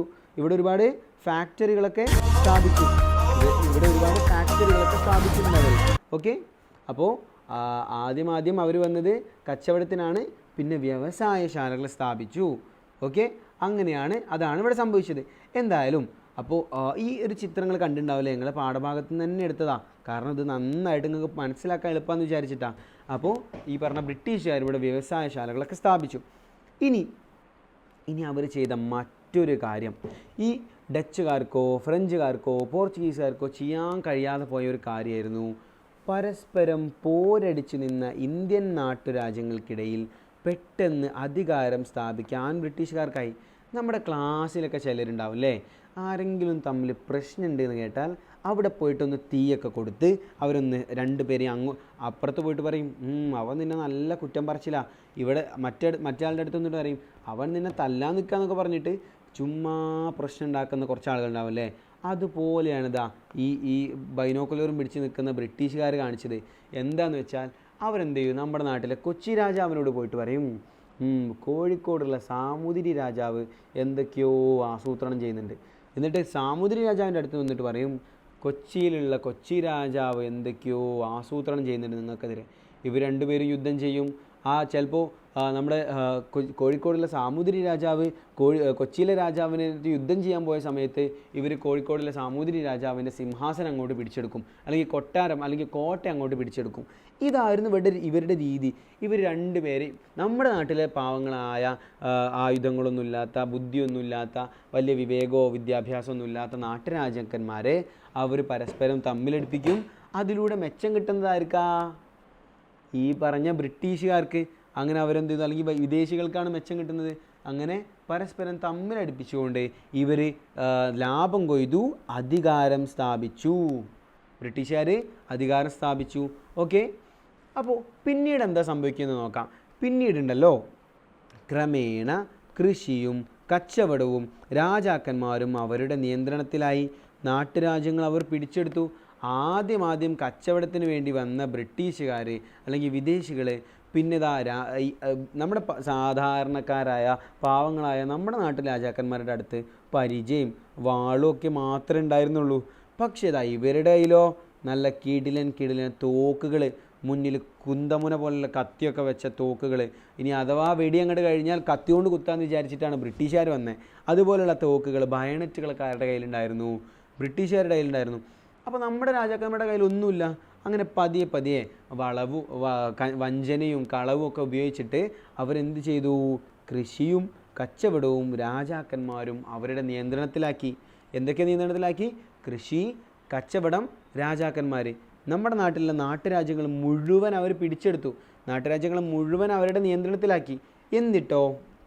എന്നിട്ട് എന്താ സംഭവിച്ചെന്ന് നോക്കാം. നമ്മുടെ നാട്ടിലെ നാട്ടുരാജാക്കന്മാരുടെ അടുത്ത് പരിചയം വാളും വടിയും കൊമ്പും അമ്പും വില്ലും മാത്രമുള്ളപ്പോൾ ഇവരുടെ കയ്യിൽ ഇതാ നല്ല കിടിലൻ പീരങ്കികളൊക്കെ ഉണ്ടായിരുന്നു. എന്നിട്ട് നമ്മുടെ നാട്ടിലെ സാധാരണക്കാരതാ തല്ലി അമർത്തുക. എന്നിട്ട് കാലങ്ങൾ കൊണ്ട്, ഞാൻ പറഞ്ഞല്ലോ 1600 ബ്രിട്ടീഷുകാർ ഇന്ത്യയിലെത്തുന്നത്, 1947 തിരിച്ചു പോകുന്നത്. ഇത്രയും കാലത്തിനിടയ്ക്ക് ഇന്ത്യയുടെ മുഴുവൻ പ്രദേശങ്ങളിലും ബ്രിട്ടീഷുകാർ ആധിപത്യം നേടി. അതെങ്ങനെ സംഭവിച്ചേ അറിയോ? ഇവർ വന്നത് കപ്പലിലാണ് എന്നുണ്ടെങ്കിലും ഇവരെന്ത് ചെയ്യും? കപ്പൽ വന്നിറങ്ങിയ സ്ഥലത്തെ രാജാവിനെ അപ്പുറത്തുള്ള രാജാവുമായിട്ട് തമ്മിലടിപ്പിക്കും. ആ രണ്ടുപേരെയും തോൽപ്പിച്ചിട്ട് ഇവർ പിന്നെ അപ്പുറത്തെ സ്ഥലം കീഴടക്കാൻ നോക്കും. അങ്ങനെ ഇവർ പതിയെ ഇന്ത്യ മൊത്തം ഇവരുടെ നിയന്ത്രണത്തിലായി. പിന്നീട് 200 വർഷം, എത്ര വർഷമാണ്? 200 വർഷം, നീണ്ട 200 വർഷം ഇന്ത്യ മുഴുവൻ അവർ ആധിപത്യം നിലനിർത്തി. ഇന്ത്യ മുഴുവൻ അവർ ഭരിച്ചുകൊണ്ടിരുന്നു. അതാണ് സംഭവിച്ചത്. 200 വർഷം ഇന്ത്യ അവരുടെ അധീനതയിലായിരുന്നു. അപ്പോൾ പാവപ്പെട്ട നമ്മുടെ ഇന്ത്യക്കാർ 200 വർഷം ഇവരുടെ ഈ അനീതിയും ഉച്ചനീചത്വവും എല്ലാം നിറഞ്ഞ അവരുടെ ഭരണത്തിന് കീഴിലായിരുന്നു. അപ്പോൾ ബ്രിട്ടീഷുകാർ കൃഷിയും കച്ചവടവും രാജാക്കന്മാരും അവരുടെ നിയന്ത്രണത്തിലാക്കി. പിന്നീട് നാട്ടുരാജ്യങ്ങൾ അവർ പിടിച്ചെടുത്തു. പിന്നീട് മുഴുവൻ പ്രദേശങ്ങളിലും ഒരു ആധിപത്യം നേടി. പിന്നീട് 200 വർഷം, നീണ്ട 200 വർഷം അവരിവിടെ അങ്ങോട്ട് ഭരിച്ച് നിലനിർത്തി. എന്നിട്ട് അപ്പോൾ നിങ്ങളൊന്ന് ആലോചിച്ച് നോക്കൂ. നിങ്ങളുടെ നാട്ടിൽ പെട്ടെന്ന് കുറച്ച് പേര് വരുന്നു, കുറച്ച് ഗുണ്ടകൾ വരുന്നു. അവരുടെ കയ്യിൽ നല്ല നല്ല തോക്കുകളും വലിയ പീരങ്കികളൊക്കെ ഉണ്ട്. അന്ന് വരെ സമാധാനത്തിൽ ജീവിച്ചു പോയിക്കൊണ്ടിരുന്ന നിങ്ങളുടെ നാട്ടുകാരുടെ മേലിൽ, നിങ്ങളുടെ വീട്ടുകാരുടെ മേലിലൊക്കെ അവർ പെട്ടെന്ന് അങ്ങോട്ട് അധികാരം സ്ഥാപിക്കാൻ തുടങ്ങിയാൽ നിങ്ങൾ വിട്ടുകൊടുക്കുമോ? നിങ്ങൾ സമ്മതിച്ചു കൊടുക്കുമോ? നിങ്ങൾ ഏറ്റവും കുറഞ്ഞത് ഒരു കല്ലെങ്കിലും എടുത്തെറിയൂലേ? അവർക്കെതിരെ പ്രതിരോധിക്കൂലേ? ഇപ്പോൾ ഫലസ്തീനിലുള്ള ആളുകളൊക്കെ പ്രതിരോധിക്കുന്ന പോലെ അതുപോലെ നിങ്ങൾ പ്രതിരോധിക്കൂലേ? അപ്പോൾ അതുപോലെ തന്നെ നമ്മുടെ നാട്ടിലെ ആളുകൾ പ്രതിഷേധിക്കാൻ തുടങ്ങി. അവർക്കെതിരെ ചിലരൊക്കെ അവിടെ നിന്ന് ഇവിടുന്നും കല്ലെടുത്തെറിയും, ചിലപ്പോൾ കാണാതെ എന്തെങ്കിലുമൊക്കെ ചെയ്യുമെന്നല്ലാണ്ട് ആദ്യമായിട്ട് ഇന്ത്യയിൽ തന്നെ ഇന്ത്യയിൽ എല്ലായിടത്തുള്ള ബ്രിട്ടീഷുകാർക്കെതിരെ ആദ്യമായിട്ട് ഒരു സംഘടിത കലാപം നടന്നു. അവർ ഫുൾ പ്ലാൻ ചെയ്തിട്ട് അവർ ടീമായിട്ട് ആയുധങ്ങളൊക്കെ സംഘടിപ്പിച്ച് അങ്ങനെ ഒരു കലാപം നടത്തി. ആ കലാപം നടന്ന സ്ഥലമാണ് ആറ്റിങ്ങൽ, തിരുവനന്തപുരം ജില്ലയിലെ ആറ്റിങ്ങൽ. അപ്പോൾ തിരുവനന്തപുരം ജില്ലക്കാരൊക്കെ ഉണ്ടെങ്കിൽ ഒന്ന് കൈ വയ്ക്കേ. തിരുവനന്തപുരം ജില്ലക്കാരൊക്കെ ഒന്ന് കൈ വയ്ക്കേ. ഒരുപാട് പേരുണ്ടല്ലോ. ഒരുപാട് പേരുണ്ടല്ലേ? ഓക്കെ. അപ്പോൾ തിരുവനന്തപുരം ജില്ലക്കാരൊക്കെ അഭിമാനിച്ചോളൂ. കാരണം ഇന്ത്യയിൽ ബ്രിട്ടീഷുകാർക്കെതിരെ ആദ്യം നടന്ന സംഘടിത കലാപം നടന്നത് നിങ്ങളുടെ നാട്ടിലുള്ള ആറ്റിങ്ങൽ വെച്ചിട്ടാണ്. നിങ്ങളുടെ നാട്ടിലുള്ള ആറ്റിങ്ങൽ വെച്ചിട്ട് ആദ്യമായിട്ടൊരു കലാപം നടക്കുന്നത്. എന്നിട്ടോ 1721 എന്ത് ചെയ്യുന്നത്? ഈ കലാപം നടക്കുന്നത്. 1721 ഈ കലാപം നടക്കുന്നത്. ബ്രിട്ടീഷുകാർക്കെതിരെ ആളുകൾ മുഴുവൻ സംഘടിച്ച് ആയുധങ്ങളൊക്കെ സംഘടിപ്പിച്ച് അവരെന്ത് ചെയ്തു? കലാപം നടത്തുന്നു. അങ്ങനെ നടന്ന കലാപം ആറ്റിങ്ങൽ വെച്ചിട്ടാണ്, തിരുവനന്തപുരം ജില്ലയിലെ. അപ്പോൾ തിരുവനന്തപുരം ജില്ലയിലെ ആറ്റിങ്ങൽ വെച്ചിട്ട് നടന്ന ഈ കലാപം നടന്ന വർഷമാണ് പ്രധാനപ്പെട്ടത് 1721. മറന്നുപോരുത്. അപ്പോൾ ഞാനൊരു ചോദ്യം ചോദിക്കട്ടെ. 1721 ഇന്ത്യയിലൊരു പ്രധാനപ്പെട്ട സംഭവം നടന്നിട്ടുണ്ടല്ലോ. അതെന്താ? അതെ, ആറ്റിങ്ങൽ കലാപം. തിരുവനന്തപുരം ജില്ലയിലെ ആറ്റിങ്ങലിൽ വെച്ച് നടന്ന ആറ്റിങ്ങൽ കലാപം. ബ്രിട്ടീഷുകാർക്കെതിരെ ഇന്ത്യയിൽ നടന്ന ആദ്യത്തെ സംഘടിത കലാപമാണ് നമ്മളീ പറയുന്ന ആറ്റിങ്ങൽ കലാപം 1721. എന്നിട്ടേ നമുക്കിനി ബാക്കി നോക്കാം അല്ലേ? ഓക്കെ. അപ്പോൾ നമ്മുടെ കേരളത്തിൽ മാത്രമല്ല ഈ കലാപങ്ങളും പ്രതിഷേധങ്ങളൊക്കെ നടക്കുന്നത്. കേരളത്തിന് പുറത്ത് ഒരുപാട് പ്രദേശങ്ങളില്ലേ? അങ്ങനെ ഡൽഹി, അതുപോലെ UP ഈ പ്രദേശങ്ങളിലൊക്കെ ആളുകളും പ്രതിഷേധിക്കാൻ തുടങ്ങി. അതുപോലെ പഞ്ചാബ്, ഇവരൊക്കെ പ്രതിഷേധിക്കാൻ തുടങ്ങി. അങ്ങനെ ഇവരെല്ലാം പ്രതിഷേധിച്ചു. ഈ പറഞ്ഞ പ്രദേശങ്ങളിലുള്ള നേതാക്കന്മാർ, രാജാക്കന്മാർ, റാണികൾ, നാടുവാഴികൾ, നവാബുമാർ, ചക്രവർത്തികൾ എല്ലാവരും കൂടെ ഒരുമിച്ച് നിന്നുകൊണ്ട് ഒരു തീരുമാനം അങ്ങോട്ടെടുത്തു. ഈ ചങ്ങായിമാരെ, ഈ ബ്രിട്ടീഷുകാരായ വെള്ളക്കാരെ ഇനി ഒരു നിലക്കും ഇന്ത്യയിൽ വെച്ച് ഉറപ്പിക്കില്ല. അവർക്കെതിരെ എന്താണോ ചെയ്യേണ്ടത് അത് നമ്മൾ ചെയ്യുമെന്ന് തീരുമാനിച്ചിട്ട് അവരെ ഇന്ന് ഇവിടുന്ന് പുറത്താക്കുമെന്ന് തീരുമാനിച്ചിട്ട് ഒരു സമരം, ഒരു യുദ്ധം അങ്ങോട്ട് തുടങ്ങി. അങ്ങനെ അവരൊരു യുദ്ധം അങ്ങോട്ട് തുടങ്ങി. ആ യുദ്ധത്തിൻ്റെ പേരാണ് ഒന്നാം സ്വാതന്ത്ര്യ സമരം. ഒന്നാം സ്വാതന്ത്ര്യ സമരം. ഡൽഹി, UP, പഞ്ചാബ്, ഹരിയാന പ്രദേശങ്ങളിലുള്ള രാജാക്കന്മാരും നാടുവാഴികളും റാണിമാരും മല്ലന്മാരും വീരന്മാരും എല്ലാവരും ഒരുമിച്ച് നിന്ന് ബ്രിട്ടീഷുകാർക്കെതിരെ യുദ്ധം നടത്തി. അതിൻ്റെ പേരാണ് ഒന്നാം സ്വാതന്ത്ര്യ സമരം. ഇത് നടന്ന വർഷം വളരെ പ്രധാനമാണ്, 1857. നടന്ന വർഷം വളരെ പ്രധാനമാണ്, 1857. കാരണം ഇന്ത്യൻ ചരിത്രത്തിലെ പ്രധാനപ്പെട്ട ഒരു സംഭവമാണ് നമ്മൾ പറയുന്ന ഒന്നാം സ്വാതന്ത്ര്യ സമരം 1857. ഈ 1857 കൂടെ കറക്റ്റ് 90 കൂട്ടിക്കഴിഞ്ഞാൽ നമുക്ക് 1947 കിട്ടും. ഇത് കഴിഞ്ഞ് കൃത്യം 90 വർഷം കഴിഞ്ഞിട്ടാണ് നമുക്ക് സ്വാതന്ത്ര്യം നേടുന്നത്. എന്തായാലും ഈ സ്വാതന്ത്ര്യത്തിന് വേണ്ടി ഇന്ത്യയിൽ നടന്ന ആദ്യ സംഘടിത കലാപമാണ് 1857 ഒന്നാം സ്വാതന്ത്ര്യ സമരം. നമ്മുടെ കേരളത്തിലെ ആറ്റിങ്ങൽ കലാപത്തേക്കാൾ ഇതിനുള്ള വ്യത്യാസം എന്താ അറിയോ? ഇതിനൊരു ദേശീയ ഭാവമുണ്ട്. ഇതിൽ ഒരുപാട് രാജാക്കന്മാർ പങ്കെടുത്തിട്ടുണ്ട്. അപ്പോൾ നടന്ന ആദ്യത്തെ സമരമാണ്, ആദ്യത്തെ സംഘടിത കലാപമാണ് ഒന്നാം സ്വാതന്ത്ര്യ സമരം. ഇങ്ങനെ ഒന്നാം സ്വാതന്ത്ര്യ സമരത്തിലുണ്ടല്ലോ, ഇവർ ബ്രിട്ടീഷുകാരുടെ ഡൽഹിയിലുള്ള ചെങ്കോട്ട പോലുള്ള ഒരുപാട് കോട്ടകൾ പിടിച്ചെടുത്തിട്ട് അവർ എന്ത് ചെയ്തു? ഒരു വർഷം മുഴുവൻ ബ്രിട്ടീഷുകാരെ പുറത്തിരുത്തി കോട്ടയ്ക്ക്. അവരുടെ കോട്ടങ്ങ് വളഞ്ഞ് ഒരു വർഷം മുഴുവൻ ബ്രിട്ടീഷുകാർ കോട്ടയ്ക്ക് പുറത്തിരുന്നു. അതാ സംഭവിച്ചേ. അങ്ങനെ പക്ഷേ ഉണ്ടല്ലോ, നിങ്ങളൊന്ന് ആലോചിച്ച് നോക്കൂ, ബ്രിട്ടീഷുകാർ ഇത് സമ്മതിച്ചു തരുമോ? അഥവാ ഞങ്ങളിങ്ങനെ ഇവർക്ക് സ്വാതന്ത്ര്യമൊന്നും കൊടുക്കുന്നില്ല, അതുകൊണ്ട് ഇവരിവിടെ ഒരു സ്വാതന്ത്ര്യ സമരം നടത്തിയിട്ടുണ്ടെന്ന് ബ്രിട്ടീഷുകാരെ സമ്മതിച്ചു തരുമോ? ഒരിക്കലും സമ്മതിച്ചു തരില്ല. അങ്ങനെയാണെങ്കിൽ അവരാകെ നാറിപ്പോവില്ലേ? അതുകൊണ്ട് തന്നെ നമ്മുടെ ബ്രിട്ടീഷുകാർ ഈ സമരത്തെ വിളിച്ചത് ശിപായി ലഹള എന്നാണ്. അവർക്കിതൊരു ഒന്നാം സ്വാതന്ത്ര്യ സമരമാണ്, അല്ലെങ്കിൽ ഇതൊരു സ്വാതന്ത്ര്യ സമരമാണെന്ന് സമ്മതിച്ചു തരാൻ മനസ്സില്ലാത്തതുകൊണ്ട് അവരിതിനെ വിളിച്ചത് ശിപായി ലഹള എന്നാണ്. ബ്രിട്ടീഷുകാർ ഈ സമരത്തെ വിളിച്ചത് ശിപായി ലഹള എന്നാണ്. പക്ഷേ ഇത് ശിപായി ലഹളയാണോ?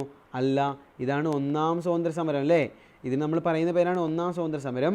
നടന്ന വർഷം 1857. അപ്പോൾ 1857 ഇന്ത്യയിൽ നടന്ന പ്രധാനപ്പെട്ട ഒരു സംഭവം എന്താ? എല്ലാവരും ഒന്ന് വേഗം കമൻറ്റ് ചെയ്തേ.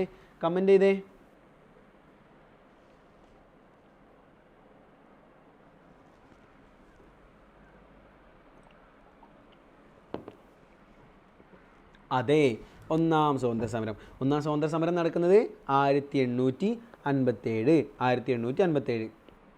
അങ്ങനെ ഈ ഒന്നാം സ്വാതന്ത്ര്യ സമരം നടന്നു കഴിഞ്ഞപ്പോൾ ഇവിടെ വീരനായ ഒരാളുടെ ചിത്രം കാണുന്നില്ലേ? വീരനായ നല്ല അയാളുടെ മീശക്ക് നോക്കി, അയാളുടെ മീശയിൽ തന്നെ ഒരു പൗരുഷം കാണാനുണ്ട് അല്ലേ? എന്തായാലും ഇയാളുടെ പേരാണ് മംഗൽ പാണ്ഡെ. മംഗൽ പാണ്ഡെ നിങ്ങൾക്ക് വളരെ പ്രധാനപ്പെട്ടൊരു പേരാണ്, മറന്നുപോകരുതേ. മംഗൽ പാണ്ഡെ ആരാന്ന് പറഞ്ഞുതരാം. നമുക്കറിയാം, നമ്മളിങ്ങനെ രക്തസാക്ഷി എന്നൊക്കെ കേട്ടില്ലേ? രക്തസാക്ഷികൾ അമരന്മാർ, രക്തസാക്ഷികൾ സിന്ദാബാദ് എന്നൊക്കെ നിങ്ങൾ മുദ്രാവാക്യം കേട്ടിട്ടില്ലേ? അതുപോലെ ഇന്ത്യക്ക് വേണ്ടിയിട്ട് പറയാൻ വിട്ടുപോയി, ആരാ രക്തസാക്ഷി? ഒരു സമരത്തിലോ ഒരാശയത്തിനൊക്കെ വേണ്ടിയൊക്കെ പോരാടി മരണം വരിക്കുന്ന ആളുകളെയാണ്, ജീവൻ ബലിയർപ്പിക്കുന്ന ആളുകളെയാണ് നമ്മൾ രക്തസാക്ഷി എന്ന് പറയാറുള്ളത്. അപ്പോൾ നമ്മൾ രക്തസാക്ഷി എന്ന് പറയാറുള്ളത് ഒരു സമരത്തിനൊക്കെ വേണ്ടി പോരാടി ജീവൻ ബലിയർപ്പിക്കുന്ന മരണപ്പെട്ട ആളുകളെയാണ് നമ്മൾ രക്തസാക്ഷി എന്ന് പറയാറുള്ളത്. അങ്ങനെയെങ്കിൽ ഇന്ത്യക്ക് വേണ്ടി ആദ്യമായി രക്തസാക്ഷിയായ വ്യക്തിയാണ് മംഗൽ പാണ്ഡെ. ഇന്ത്യക്ക് വേണ്ടി ആദ്യമായിട്ട് രക്തസാക്ഷിയായ വ്യക്തിയുടെ പേരാണ് മംഗൽ പാണ്ഡെ. അങ്ങനെ ഇന്ത്യക്ക് വേണ്ടി ആദ്യമായിട്ട് രക്തസാക്ഷിയായ പേരാണ് മംഗൽ പാണ്ഡെ. നമ്മുടെ 1857 ഒന്നാം സ്വാതന്ത്ര്യ സമരത്തിലാണ് ഇദ്ദേഹം രക്തസാക്ഷിയായത്. ഇദ്ദേഹം എന്നാ രക്തസാക്ഷിയായത്? ഇയാൾ എന്നാ മരിക്കുന്നത്? 1857 നമ്മൾ പഠിച്ച ഒന്നാം സ്വാതന്ത്ര്യ സമരത്തിൽ, 1857 ഒന്നാം സ്വാതന്ത്ര്യ സമരത്തിലാണ് മംഗൽ പാണ്ഡെ രക്തസാക്ഷിയാവുന്നത്. അദ്ദേഹം ഒരു ശിപായി ആയിരുന്നു. ശിപായി എന്താണെന്ന് പറയാൻ വിട്ടുപോയി അല്ലേ? ശിപായി എന്ന് പറഞ്ഞാൽ അദ്ദേഹം ബ്രിട്ടീഷ് പട്ടാളത്തിലെ ഒരു പട്ടാളക്കാരൻ മാത്രമായിരുന്നു. അദ്ദേഹം ഈ ബ്രിട്ടീഷുകാർ തങ്ങൾക്കെതിരെയാണ്, തങ്ങളുടെ ഒരു കാര്യങ്ങളും അംഗീകരിച്ചിരുന്നില്ല എന്ന് മനസ്സിലായപ്പോൾ നമ്മുടെ മംഗൽ പാണ്ഡെ എന്ത് ചെയ്യുന്നു, ബ്രിട്ടീഷുകാർക്ക് എതിരെ തിരിയുന്നു. അവസാനം ബ്രിട്ടീഷുകാർ ഇയാളെ തൂക്കിക്കൊല്ലുന്നു. അതാണ് സംഭവിച്ചത്. ബ്രിട്ടീഷുകാർ ഇയാളെ വധിക്കുന്നു. അതാണ് സംഭവിച്ചത്. അപ്പോൾ മംഗൽ പാണ്ഡെയാണ് ഇന്ത്യക്ക് വേണ്ടി ആദ്യമായിട്ട് രക്തസാക്ഷിയായ ആൾ. അപ്പോൾ മംഗൽ പാണ്ഡെക്ക് ഇന്ത്യൻ സ്വാതന്ത്ര്യ സമരത്തിലുള്ള പ്രാധാന്യം എന്താണെന്ന് ചോദിച്ചാൽ എന്താ പറയുക മക്കളെ? അതെ, ഇന്ത്യക്ക് വേണ്ടി ആദ്യമായി രക്തസാക്ഷിയായ ആളാണ് മംഗൽ പാണ്ഡെ. ഇന്ത്യക്ക് വേണ്ടി ആദ്യമായി രക്തസാക്ഷിയായ ആളാണ് മംഗൽ പാണ്ഡെ. ഓക്കെ, ഇനി നമുക്ക് അടുത്തതിലേക്ക് പോകാം അല്ലേ. ഇനി നമുക്ക് പറയാനുള്ളത് ഇന്ത്യൻ നാഷണൽ കോൺഗ്രസിനെ കുറിച്ചാണ്. ഇന്ത്യൻ നാഷണൽ കോൺഗ്രസ് ഇത് നിങ്ങൾ ഒരുപാട് കേട്ടിട്ടുള്ളതല്ലേ? ഇന്ത്യൻ നാഷണൽ കോൺഗ്രസ് എന്ന് പറയുന്നത്, ഇന്ത്യൻ നാഷണൽ കോൺഗ്രസ് നിങ്ങൾ കേട്ടിട്ടില്ലേ? ഇന്ത്യൻ നാഷണൽ കോൺഗ്രസ് എന്നാൽ ഇന്ത്യൻ സ്വാതന്ത്ര്യ സമര പോരാട്ടത്തിന് നേതൃത്വം നൽകിയ സംഘടനയാണ് ഇന്ത്യൻ നാഷണൽ കോൺഗ്രസ്. ഇന്ത്യയിലെ സ്വാതന്ത്ര്യ സമരത്തിന് ദേശീയ തലത്തിൽ നേതൃത്വം നൽകിയ, അപ്പോൾ നമ്മൾ പറഞ്ഞു ആദ്യം ആറ്റിങ്ങൽ കലാപം ഉണ്ടായിരുന്നു. അത് ഒരാളോ ഒന്നോ രണ്ടോ പേര് മാത്രം നയിച്ചതാ. അതുപോലെ 1857 ഒന്നാം സ്വാതന്ത്ര്യ സമരം ഉണ്ടായിരുന്നു. അത് കുറച്ച് രാജാക്കന്മാർ മാത്രം നയിച്ചതാ. പക്ഷേ ഇന്ത്യൻ നാഷണൽ കോൺഗ്രസ് ആണ് ഇന്ത്യ മൊത്തം സംഘടനയെ ചലിപ്പിച്ചുകൊണ്ട് സ്വാതന്ത്ര്യ സമരത്തിന് നേതൃത്വം നൽകുന്നത്. അപ്പോൾ ഇനി നമുക്ക് പഠിക്കാനുള്ളത് ഇന്ത്യൻ നാഷണൽ കോൺഗ്രസിനെ കുറിച്ചാണ്. അപ്പോൾ ഇന്ത്യൻ സ്വാതന്ത്ര്യ സമരത്തിന് നേതൃത്വം നൽകിയ സംഘടനയുടെ പേരെന്താണ്? ഇന്ത്യൻ നാഷണൽ കോൺഗ്രസ് അഥവാ INC. ഓക്കെ, ഈ സംഘടന രൂപീകരിക്കപ്പെടുന്നതെന്നറിയോ? 1885. ഈ സംഘടന ഇന്ത്യൻ നാഷണൽ കോൺഗ്രസ് എന്ന് പറയുന്ന സംഘടന രൂപീകരിക്കപ്പെടുന്നത് 1885. ഇന്ത്യൻ നാഷണൽ കോൺഗ്രസ് എന്ന് പറയുന്ന സംഘടന രൂപീകരിക്കപ്പെടുന്നത് 1885. ഈ സംഘടന രൂപീകരിച്ചതുണ്ടല്ലോ ഒരു ഇന്ത്യക്കാരൻ പോലും അല്ല. അയാളുടെ പേരാണ് A.O. Hume. Indian national Congress എന്ന് പറയുന്ന സംഘടന രൂപീകരിച്ച ആളുടെ പേരാണ് A.O. ഹ്യൂം. അതൊന്നും നിങ്ങൾ പഠിക്കേണ്ട ആവശ്യമില്ല, എന്തായാലും പറഞ്ഞതാണ്. അപ്പോൾ ഇന്ത്യൻ നാഷണൽ കോൺഗ്രസ് എന്ന് പറയുന്ന സംഘടന രൂപീകരിച്ച ആളുടെ പേര് A.O. ഹ്യൂം. അത് രൂപീകരിക്കപ്പെടുന്നത് 1885. അപ്പോൾ ഞാൻ ചോദിക്കട്ടെ, 1885 രൂപീകരിക്കപ്പെട്ട പ്രധാനപ്പെട്ട ഒരു സംഘടനയുടെ പേരെന്താണെന്ന് ചോദിച്ചാൽ Indian national Congress. Indian national Congress നടത്തുന്ന ഒരു സമരത്തിൻ്റെ ഫോട്ടോ ഒക്കെ ഇവിടെ കൊടുത്തിട്ടുണ്ട്. നിങ്ങൾക്ക് ഈസി ആയിട്ട് എളുപ്പത്തിൽ മനസ്സിലാക്കി ചിത്രകഥ പോലെ പഠിക്കാൻ വേണ്ടിയിട്ടാണ് നമ്മൾ ഇതുപോലെയൊക്കെ ചെയ്തിട്ടുള്ളത് കേട്ടോ. അപ്പോൾ ഇതെല്ലാവരും ഉപയോഗപ്പെടുത്തണം കേട്ടോ. ഓക്കെ, ഇനി നമുക്ക് എന്ത് ചെയ്യാം, അടുത്തയിലേക്ക് പോവാം. അതിൻ്റെ മുന്നായിട്ടേ നമ്മളിപ്പോൾ കുറേ പഠിച്ചല്ലോ. നമ്മൾ 3-4 മാസം സ്കൂളിൽ പോയാൽ പിന്നെ ഒരു എക്സാം ഉണ്ടാവില്ലേ? അതുപോലെ തന്നെ ഇവിടെ നമുക്ക് ചെറിയൊരു എക്സാം ഉണ്ട്. നമ്മൾ ഇവിടെ ഒരുപാട് പ്രസ്താവനകൾ കൊടുത്തിട്ടുണ്ട്. നമ്മളിപ്പോൾ പഠിച്ച ഭാഗത്ത് നിന്ന് അത് ശരിയാണോ തെറ്റാണോ എന്ന് നിങ്ങൾ പറയണം. ഓക്കെ, അപ്പോൾ ഒന്നാമത്തെ കാര്യം, ഇന്ത്യക്കാർ ദീർഘകാലം വിദേശികളുടെ ഭരണത്തിന് കീഴിലായിരുന്നു. ശരിയാണെങ്കിൽ ശരി എന്നുള്ള ഇമോജി ഇടുക, തെറ്റാണെങ്കിൽ തെറ്റ് എന്നുള്ള ഇമോജി ഇടുക. അപ്പോൾ ഒന്നാമത്തേത് ഇന്ത്യക്കാർ ദീർഘകാലം വിദേശികളുടെ ഭരണത്തിന് കീഴിലായിരുന്നു. എല്ലാവർക്കും അറിയാലോ ഉത്തരം, ശരിയാണ്. ദീർഘകാലം വിദേശികളുടെ ഭരണത്തിന് കീഴിലായിരുന്നു. ഏതൊക്കെ വിദേശികളാണ് ഉണ്ടായിരുന്നത്? ആദ്യം വന്നത് പോർച്ചുഗീസുകാർ, പിന്നീട് വന്നത് ഡച്ചുകാർ, പിന്നീട് വന്നത് ഫ്രഞ്ചുകാർ, പിന്നീട് വന്നത് ബ്രിട്ടീഷുകാർ അല്ലേ? ഓക്കെ, രണ്ടാമത്തെ പ്രസ്താവന, നമ്മുടെ നാട് പ്രധാനമായും അടക്കി ഭരിച്ചിരുന്ന വിദേശികൾ പോർച്ചുഗീസുകാരാണ്. ശരിയാണോ തെറ്റാണോ? നമ്മുടെ നാട് പ്രധാനമായും അടക്കി ഭരിച്ചിരുന്നത് പോർച്ചുഗീസുകാരാണോ? അല്ല, നമ്മുടെ നാട് പ്രധാനമായും അടക്കി ഭരിച്ചിരുന്നത് ബ്രിട്ടീഷുകാരാണ് അല്ലേ? ബ്രിട്ടീഷുകാരാണ് നമ്മുടെ നാട് പ്രധാനമായും അടക്കി ഭരിച്ചിരുന്നത്. അപ്പോൾ ബ്രിട്ടീഷുകാരാണ് അടക്കി ഭരിച്ചിരുന്നത്, അല്ലാണ്ട് പോർച്ചുഗീസുകാരല്ല. പക്ഷേ പോർച്ചുഗീസുകാർക്ക് പ്രാധാന്യമുണ്ട്. കാരണം എന്താണെന്ന് വെച്ചാൽ ആദ്യമായിട്ട് ഇന്ത്യയിലെത്തുന്ന വൈദേശിക ശക്തി, ആദ്യമായിട്ട് ഇന്ത്യയിലെത്തുന്ന യൂറോപ്യൻ രാജ്യം പോർച്ചുഗീസുകാരാണ്. അത് ശരിയാ അല്ലേ? ഓക്കെ, ഇനി മൂന്നാമത്തെ പ്രസ്താവന, നിരന്തരമായ സമരങ്ങളിലൂടെ ബ്രിട്ടീഷുകാരിൽ നിന്ന് നാം സ്വാതന്ത്ര്യം നേടിയെടുത്തു. ശരിയാണോ തെറ്റാണോ? നിരന്തരമായ സമരങ്ങളിലൂടെ ബ്രിട്ടീഷുകാരിൽ നിന്ന് നാം സ്വാതന്ത്ര്യം നേടിയെടുത്തു. ശരിയാണോ തെറ്റാണോ മക്കളെ? ശരിയാണല്ലേ? ശരിയാണ്. നമ്മൾ ഒരുപാട് സമരങ്ങളും പോരാട്ടങ്ങളും യുദ്ധങ്ങളും എല്ലാം നടത്തി, കലാപങ്ങളൊക്കെ നടത്തിയിട്ട് തന്നെയാണ് നമ്മൾ സ്വാതന്ത്ര്യം നേടിയെടുക്കുന്നത്.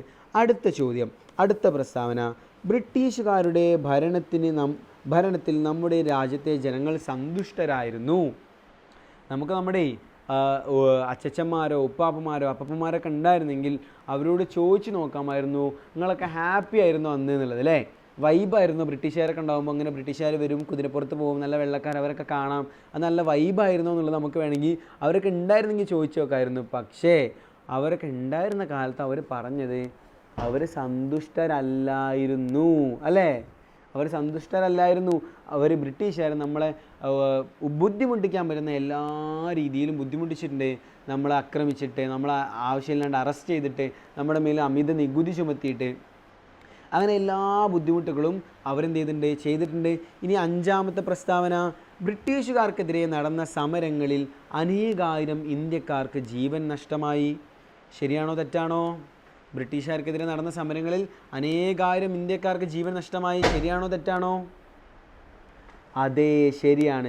എല്ലാവരും മാർക്ക് ചെയ്യുന്നത് ശരിയാണ്. ബ്രിട്ടീഷുകാർക്കെതിരെ ഒരുപാട് സമരങ്ങൾ നമ്മൾ നടത്തിയിട്ടുണ്ട്. അതിലൊരുപാട് പേർക്ക് ജീവൻ നഷ്ടമാവുകയും ചെയ്തിട്ടുണ്ട്. ഈവൻ നമ്മുടെ നാട്ടിൽ ഒരുപാട് നമ്മുടെ ഉപ്പാപ്പന്മാരൊക്കെ അന്വേഷിച്ചാൽ, നമ്മുടെ അച്ഛച്ചന്മാരെ പറ്റിയൊക്കെ അന്വേഷിച്ചാൽ അവരൊക്കെ ഇതുപോലെ ഒരുപാട് ജീവൻ നഷ്ടമായിട്ടുണ്ട്. നിങ്ങൾക്കറിയോ, എൻ്റെ നാട്ടിൽ ഒരുപാട് ആളുകൾക്ക് ജീവൻ നഷ്ടമായിട്ടുണ്ടെന്ന് മാത്രമല്ല, എൻ്റെ നാട്ടിൽ നിന്ന് അന്ന് സമരം ചെയ്ത, ബ്രിട്ടീഷുകാർക്കെതിരെ സമരം ചെയ്ത ഒരുപാട് ആളുകളെ ആൻഡമാൻ നിങ്ങൾ കേട്ടിട്ടുണ്ടോ? ആൻഡമാനിലേക്ക് നാട് കടത്തിയിട്ടുണ്ട്.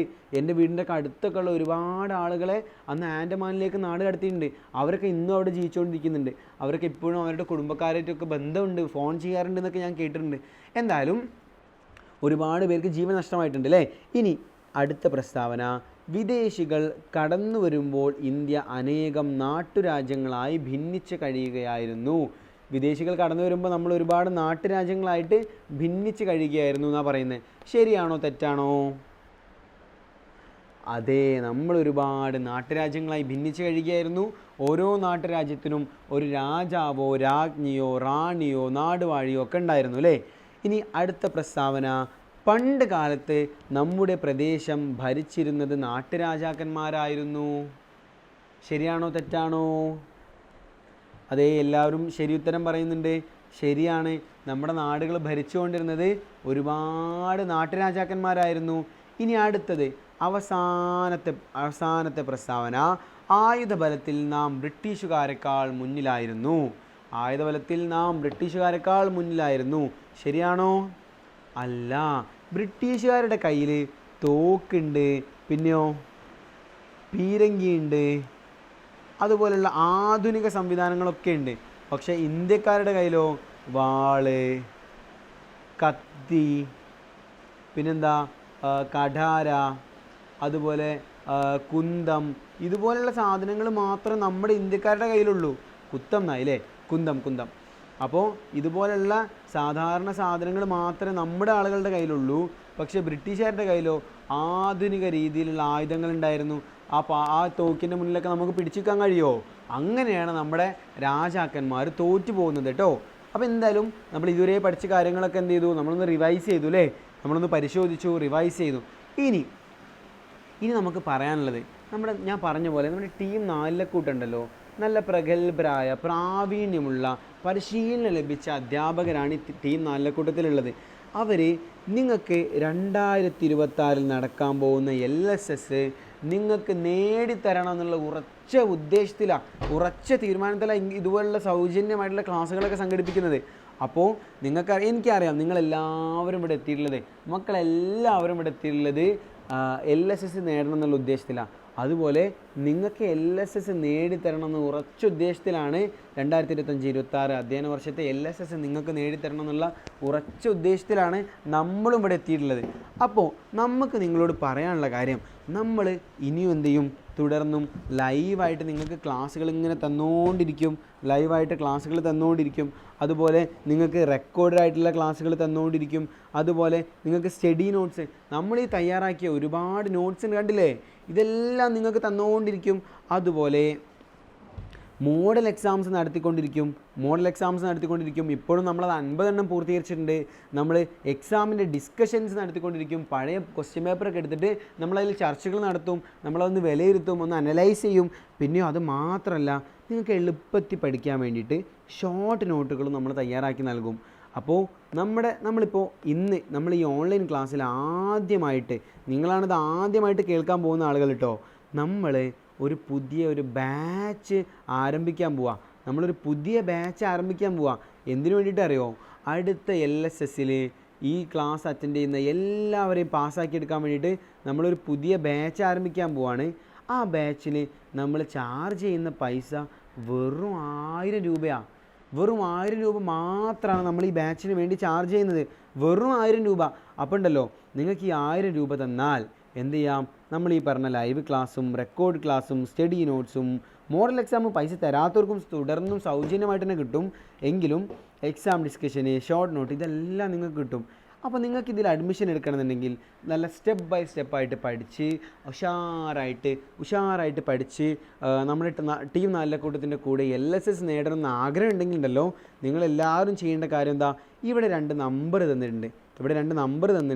ഈ 2 നമ്പറിൽ ഒന്ന് ബന്ധപ്പെട്ടാൽ മതി. വാട്സപ്പിൽ അത്രമാത്രം ചെയ്താൽ മതി. ഈ 2 നമ്പറിൽ ബന്ധപ്പെട്ടാൽ നിങ്ങൾക്ക് എന്ത് ചെയ്യാം? നമ്മുടെ അടുത്ത വർഷത്തെ LSS നേടുന്നുള്ള കാര്യത്തിൽ ഒരു ഉറപ്പ് വരുത്താം. കാരണം നമ്മൾ അത്രയും നല്ല രീതിയിലാണ് പഠിപ്പിച്ചു പോകുന്നത്. അപ്പോൾ നിങ്ങൾക്ക് എന്ത് ചെയ്യാം? ഇതെല്ലാം ഉറപ്പാക്കാൻ പറ്റും. അപ്പോൾ ഇല്ലെങ്കിൽ ഈ നമ്പറിൽ നിങ്ങൾക്ക് എന്ത് ചെയ്യാം? വാട്സപ്പിൽ മെസ്സേജ് അയക്കാം. ഇല്ലെങ്കിൽ നിങ്ങളെല്ലാവരും നമ്മുടെ ഗ്രൂപ്പിൽ അംഗങ്ങളല്ലേ, ആ ഗ്രൂപ്പിലെ അഡ്മിൻസിൻ്റെ പേരും നോക്കുക, അഡ്മിൻസിൻ്റെ നമ്പറും നോക്കുക. ആ നമ്പറിലൊന്ന് മെസ്സേജ് അയച്ചാൽ മതി, എനിക്കിതിൽ അഡ്മിഷൻ എടുക്കാൻ താല്പര്യമുണ്ട് എന്ന് പറഞ്ഞിട്ട്. അപ്പോൾ എന്ത് ചെയ്യാം? നമ്മുടെ ഗ്രൂപ്പിൽ നമ്മുടെ ബാച്ചിൽ അംഗമാകാൻ പറ്റും. നിങ്ങൾക്ക് എന്ത് ചെയ്യാൻ പറ്റും? അടുത്ത പ്രാവശ്യത്തെ LSSന് വേണ്ടിയിട്ട്, വരാനിരിക്കുന്ന LSSന് വേണ്ടിയിട്ട് ഉഷാറായിട്ട് തയ്യാറെടുക്കാൻ പറ്റും. അപ്പോൾ എല്ലാവരും എന്ത് ചെയ്യുക? ഈ നമ്പറിലൊന്ന് ബന്ധപ്പെടുക കേട്ടോ. ഓക്കെ, എന്ത് സംശയങ്ങൾക്കും നിങ്ങൾക്ക് എന്ത് ചെയ്യാം? നമ്മുടെ ഈ നമ്പറിൽ ബന്ധപ്പെട്ടാൽ മതി, നമ്മൾ ക്ലിയർ ചെയ്തു തരും. ഓക്കെ, ഇനി നമുക്ക് അടുത്ത സ്ലൈഡിലേക്ക് പോവാം. ഇനി ഈ ചിത്രം കണ്ടാൽ തന്നെ നിങ്ങൾക്ക് എല്ലാവർക്കും മനസ്സിലാവുമെന്നറിയാം. ഏറെ പ്രധാനപ്പെട്ട, ലോകം മൊത്തം അംഗീകരിക്കപ്പെട്ട മഹാനായൊരു വ്യക്തിയാണെന്ത് നമ്മൾ പറയുന്നത്? നമ്മുടെ രാഷ്ട്രപിതാവായിട്ടുള്ള മഹാത്മാഗാന്ധി അല്ലേ? മഹാത്മാഗാന്ധിനെ കുറിച്ചാണ് ഇനി നമുക്ക് പഠിക്കാനുള്ളത്. ആരാ മഹാത്മാഗാന്ധി? നമ്മുടെ രാഷ്ട്രപിതാവ് അല്ലേ? മഹാത്മാഗാന്ധി ജനിച്ചത് എന്നാണെന്ന് അറിയോ നിങ്ങൾക്ക്? നമ്മളിവിടെ ചുവന്ന കളറിൽ കൊടുത്തിട്ടുള്ളത് പ്രധാനമായതുകൊണ്ടാണ്. 1869 ഒക്ടോബർ 2 മഹാത്മാഗാന്ധി ജനിച്ചത്. ഇന്ന് സെപ്റ്റംബർ 30 എന്തോ ആണ്, സെപ്റ്റംബർ 28 29 എന്തോ ആണ്. അപ്പോൾ ഒക്ടോബർ 2 ആവാൻ പോവാം. ഒക്ടോബർ 2 നമുക്ക് എല്ലാവർക്കും അറിയാം ഗാന്ധി ജയന്തിയാണ്, സ്കൂളിൽ അവധിയാണ്, എല്ലാം അറിയാം അല്ലേ? അപ്പോൾ ഒക്ടോബർ 2 1869 ഒക്ടോബർ 2 മഹാത്മാഗാന്ധി ജനിക്കുന്നത്. എല്ലാവരും ഒന്ന് പറഞ്ഞേ, എന്നാ മഹാത്മാഗാന്ധി ജനിച്ചത്? കമൻറ്റ് ചെയ്യൂ.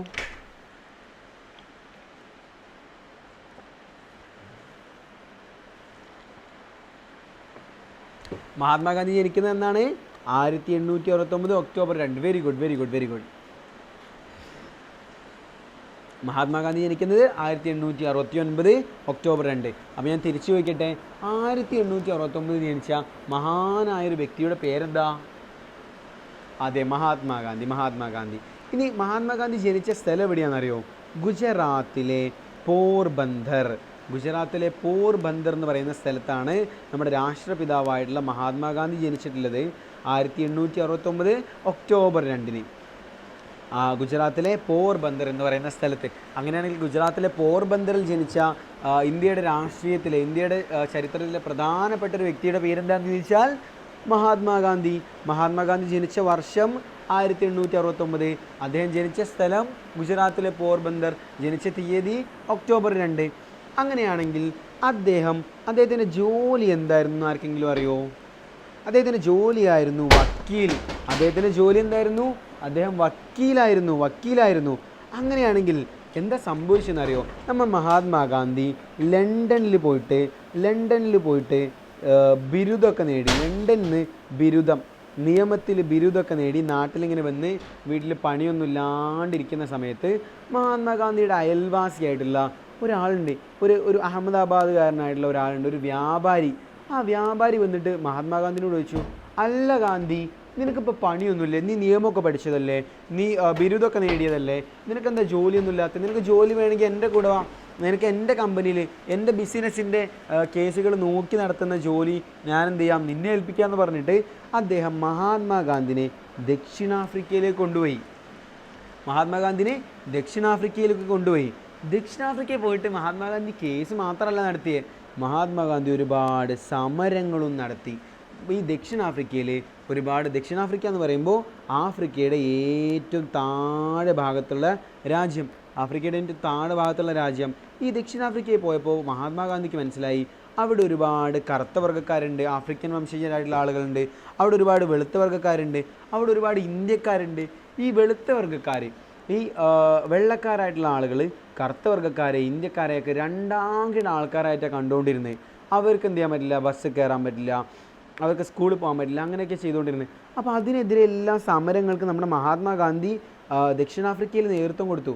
അപ്പോൾ ഈ അയൽവാസിയായിട്ടുള്ള ആൾ മഹാത്മാഗാന്ധിനെ കേസ് നടത്താൻ വേണ്ടി ദക്ഷിണാഫ്രിക്കയ്ക്ക് കൊണ്ടുപോയെങ്കിലും മഹാത്മാഗാന്ധി അവിടെ പോയിട്ട് ചെയ്തത് നേരെ തിരിച്ചാണ്. അവിടെ ഒരുപാട് സമരങ്ങളൊക്കെ നടത്തുക ചെയ്തത്. അങ്ങനെ ഗാന്ധിജി അവിടെ ഒരുപാട് സമരങ്ങളൊക്കെ നടത്തി നേതൃസ്ഥാനത്തേക്ക് വന്നതോടുകൂടി ഗാന്ധിജിയുടെ രാഷ്ട്രീയ പരീക്ഷണശാല എന്ന പേരിലും ദക്ഷിണാഫ്രിക്ക അറിയപ്പെടാൻ തുടങ്ങി. കാരണം ഗാന്ധിജി ആദ്യമായിട്ട് രാഷ്ട്രീയത്തിലേക്ക് ഇറങ്ങുന്നത് ഈ ദക്ഷിണാഫ്രിക്കയിൽ വെച്ചിട്ടാണ്. ഗാന്ധിജി ആദ്യമായിട്ട് രാഷ്ട്രീയത്തിലേക്ക് ഇറങ്ങുന്നത് ദക്ഷിണാഫ്രിക്കയിൽ വെച്ചിട്ടാണ്. ഗാന്ധിജി രാഷ്ട്രീയം പഠിക്കുന്നതും രാഷ്ട്രീയത്തിൻ്റെ പരീക്ഷണങ്ങളൊക്കെ നടത്തുന്നതും ഈ ദക്ഷിണാഫ്രിക്കയിൽ വെച്ചിട്ടായതുകൊണ്ട് തന്നെ ഗാന്ധിജിയുടെ രാഷ്ട്രീയ പരീക്ഷണശാല എന്നറിയപ്പെടുന്നത് ഈ പറയുന്ന ദക്ഷിണാഫ്രിക്കയാണ് കേട്ടോ. അപ്പോൾ മഹാത്മാഗാന്ധി ജനിച്ചത് എവിടെ വെച്ചിട്ടാണ്? ഗുജറാത്തിലെ പോർബന്ദർ. വർഷം 1869 ഒക്ടോബർ 2. അദ്ദേഹം ജോലി ചെയ്തിരുന്നത് വക്കീലായിട്ടാണ്. ജോലി ചെയ്ത സ്ഥലം, വക്കീലായിട്ട് അദ്ദേഹം പ്രാക്ടീസ് ചെയ്ത സ്ഥലം ദക്ഷിണാഫ്രിക്കയാണ്. അതുപോലെ തന്നെ അദ്ദേഹം ദക്ഷിണാഫ്രിക്കയിൽ നിരവധി സമരങ്ങൾക്ക് നേതൃത്വം കൊടുത്തിട്ടുണ്ട്. അതുപോലെ തന്നെ ഗാന്ധിജിയുടെ രാഷ്ട്രീയ പരീക്ഷണശാല എന്നറിയപ്പെടുന്നത് ദക്ഷിണാഫ്രിക്കയാണ്. അപ്പോൾ ഗാന്ധിജിയുടെ ജീവിതത്തിൽ ദക്ഷിണാഫ്രിക്കയ്ക്കുള്ള പ്രാധാന്യം എന്താണെന്ന് ചോദിച്ചാൽ, എന്താണ് ഗാന്ധിയുടെ ജീവിതത്തിൽ ദക്ഷിണാഫ്രിക്കയ്ക്കുള്ള പ്രാധാന്യം? ഗാന്ധിജിയുടെ രാഷ്ട്രീയ പരീക്ഷണങ്ങളൊക്കെ നടത്തുന്നത് ദക്ഷിണാഫ്രിക്കയിൽ വെച്ചിട്ടാണ്. അതുകൊണ്ട് തന്നെ ദക്ഷിണാഫ്രിക്കയെ നമ്മൾ ഗാന്ധിജിയുടെ രാഷ്ട്രീയ പരീക്ഷണശാല എന്ന് വിളിക്കാറുണ്ട്.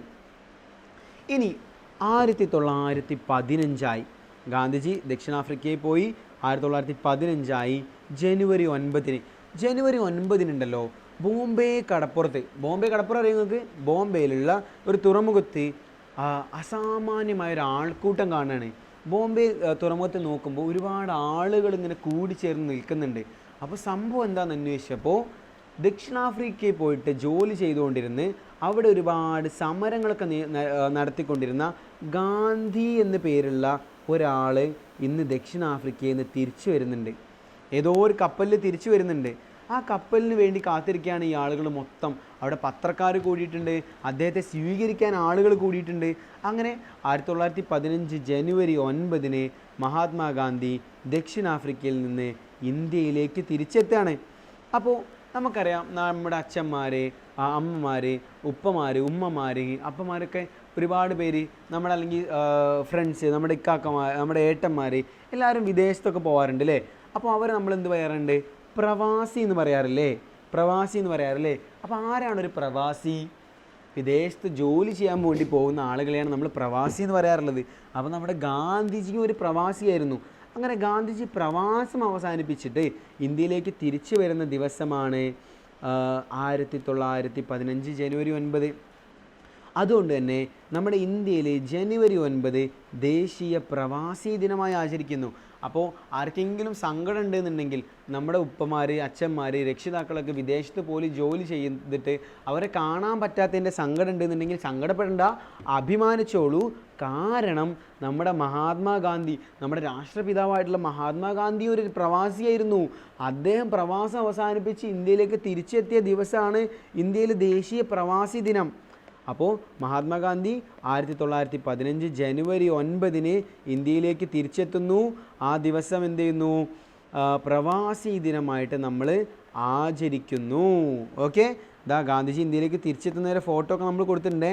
ഇനി ഗാന്ധിജി ഇന്ത്യയിൽ ചെയ്ത പ്രവർത്തനങ്ങളെക്കുറിച്ചാണ് നമുക്ക് കൂടുതൽ പഠിക്കാനുള്ളത്. ഗാന്ധിജി ഇന്ത്യയിൽ ചെയ്ത പ്രവർത്തനങ്ങളെക്കുറിച്ചാണ് കൂടുതൽ പഠിക്കാനുള്ളത്. കാരണം എന്താ അറിയോ? ഗാന്ധിജി, നമ്മൾ സാധാരണ സമരങ്ങളെക്കുറിച്ചൊക്കെ കേൾക്കുമ്പോൾ നമുക്ക് എന്താ ഓർമ്മ വരിക? ലാത്തി ചാർജ്, കല്ലേറ്, പിന്നെന്താ കണ്ണീർ വാതകം പ്രയോഗിക്കൽ, പിന്നെന്താ ജലപീരങ്കി പ്രയോഗിക്കൽ. പക്ഷേ ഇതുപോലെ ഒന്നുള്ള സമരങ്ങളല്ല ഗാന്ധിജി നടത്തിക്കൊണ്ടിരുന്നത്. ലോകത്ത് അന്ന് വരെ ഇല്ലാത്ത 2 സമര രീതികൾ ഗാന്ധിജി കൊണ്ടുവരാണ്. അതിൻ്റെ പേരാണ് സത്യാഗ്രഹം, അഹിംസ. ലോകത്ത് അന്ന് വരെ ഇല്ലാത്ത 2 സമര രീതികൾ ഗാന്ധിജി ഇൻട്രൊഡ്യൂസ് ചെയ്തു, അവതരിപ്പിച്ചു. അവയുടെ പേരാണ് സത്യാഗ്രഹം, അഹിംസ. അപ്പോൾ സത്യാഗ്രഹവും അഹിംസയും ലോകത്തിന് അവതരിപ്പിച്ചത് ആരാണ്?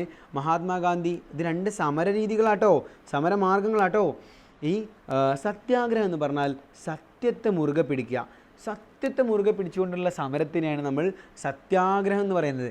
സത്യത്തെ മുറുകെ പിടിച്ചുകൊണ്ടുള്ള സമരത്തിനെയാണ് നമ്മൾ സത്യാഗ്രഹം എന്ന് പറയുന്നത്. സത്യാഗ്രഹം എന്ന വാക്കിൻ്റെ അർത്ഥം സത്യത്തെ മുറുകെ പിടിക്കുക.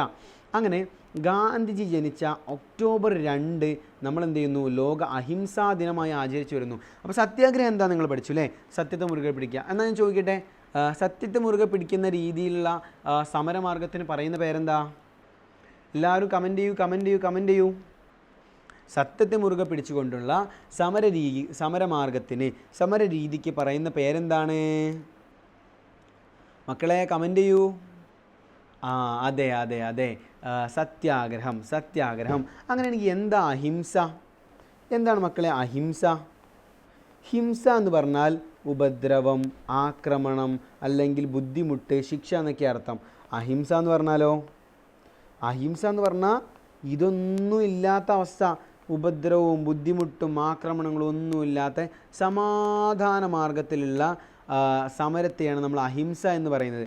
അപ്പോൾ ഗാന്ധിജിയുടെ സമരമാർഗങ്ങളാണ് സത്യാഗ്രഹവും അഹിംസയും. സത്യാഗ്രഹം എന്ന് പറഞ്ഞാൽ സത്യത്തെ മുറുകെ പിടിക്കുക. അഹിംസ എന്ന് പറഞ്ഞാൽ ഹിംസ, ഉപദ്രവമോ ബുദ്ധിമുട്ടോ ഒന്നും ഉണ്ടാക്കാത്ത രീതിയിലുള്ള സമരം. അങ്ങനെയാണെങ്കിൽ എന്നാണ് ലോക അഹിംസാ ദിനം? ഒക്ടോബർ 2 ആണ് ലോക അഹിംസാ ദിനം. അന്നത്തെ പ്രത്യേകത എന്താ? ഗാന്ധിജി ജനിച്ച ദിവസമാണ് ഒക്ടോബർ 2. അന്നാണ് ലോക അഹിംസാ ദിനമായിട്ട് ആചരിക്കുന്നത്. നിങ്ങൾക്കൊരു കാര്യം അറിയോ? നൊബേൽ പുരസ്കാരം എന്ന് കേട്ടില്ലേ നിങ്ങൾ? നോബൽ പുരസ്കാരം സമാധാനത്തിന് കൊടുക്കാറുണ്ട് അല്ലേ? ഈ ഗാന്ധിജിക്ക് നോബൽ പുരസ്കാരം കിട്ടിയില്ല. കാരണം എന്താണെന്നറിയോ? കാരണം നോബൽ പുരസ്കാരം മരിച്ച വ്യക്തികൾക്ക് കൊടുക്കാറില്ല. ജീവിച്ചുകൊണ്ടിരിക്കുന്ന വ്യക്തികൾക്കാണ് നോബൽ പുരസ്കാരം കൊടുക്കാറുള്ളത്. എന്നിട്ട് നോബൽ കമ്മിറ്റി എന്നോ ഒരു ഉത്തരവൊക്കെ പ്രഖ്യാപിച്ചു, ഒരു വിജ്ഞാപനമൊക്കെ പറഞ്ഞു, ഗാന്ധിജിക്ക് നോബൽ പുരസ്കാരം കൊടുക്കാൻ പറ്റാത്തതിൽ, ഗാന്ധിജിക്ക് സമാധാനത്തിലുള്ള നോബൽ പുരസ്കാരം കൊടുക്കാൻ പറ്റാത്തതിൽ ഞങ്ങൾക്ക് തന്നെ സങ്കടമുണ്ട്. അതുകൊണ്ട് തന്നെയാണ് നമ്മൾ എന്ത് ചെയ്യുന്നത്? ഒക്ടോബർ 2 ലോകം മൊത്തം എന്ത് ചെയ്യുന്നത്? അഹിംസാ ദിനമായിട്ട് ആചരിക്കുന്നു. ഗാന്ധിജിയുടെ ജന്മദിനത്തിൽ, ഗാന്ധി ജയന്തി ദിനത്തിലാണ് നമ്മൾ എന്ത് ചെയ്യുന്നത്? ഇതുപോലൊരു ലോക അഹിംസാ ദിനം ആചരിച്ചു വരുന്നത്. എന്തായാലും ഇനി ഗാന്ധിജി സമരമാർഗത്തേക്ക് ഇറങ്ങുക. ഗാന്ധിജി ഇന്ത്യയിൽ 1915 ഇന്ത്യയിലെത്തിയില്ലേ? 1915 ഇന്ത്യയിലെത്തി. എന്നിട്ട് 1917 വരെ ഗാന്ധിജി ഇന്ത്യ മൊത്തം സഞ്ചരിക്കായിരുന്നു. ട്രെയിനിലും ബസ്സിലും അതുപോലെ ബാക്കി ബോട്ടിലും ഒക്കെ ആയിട്ട് ഗാന്ധിജി ഇന്ത്യ മൊത്തം സഞ്ചരിച്ചു. എന്തിനു വേണ്ടിയിട്ടാണ് സഞ്ചരിക്കുന്നത് അറിയോ?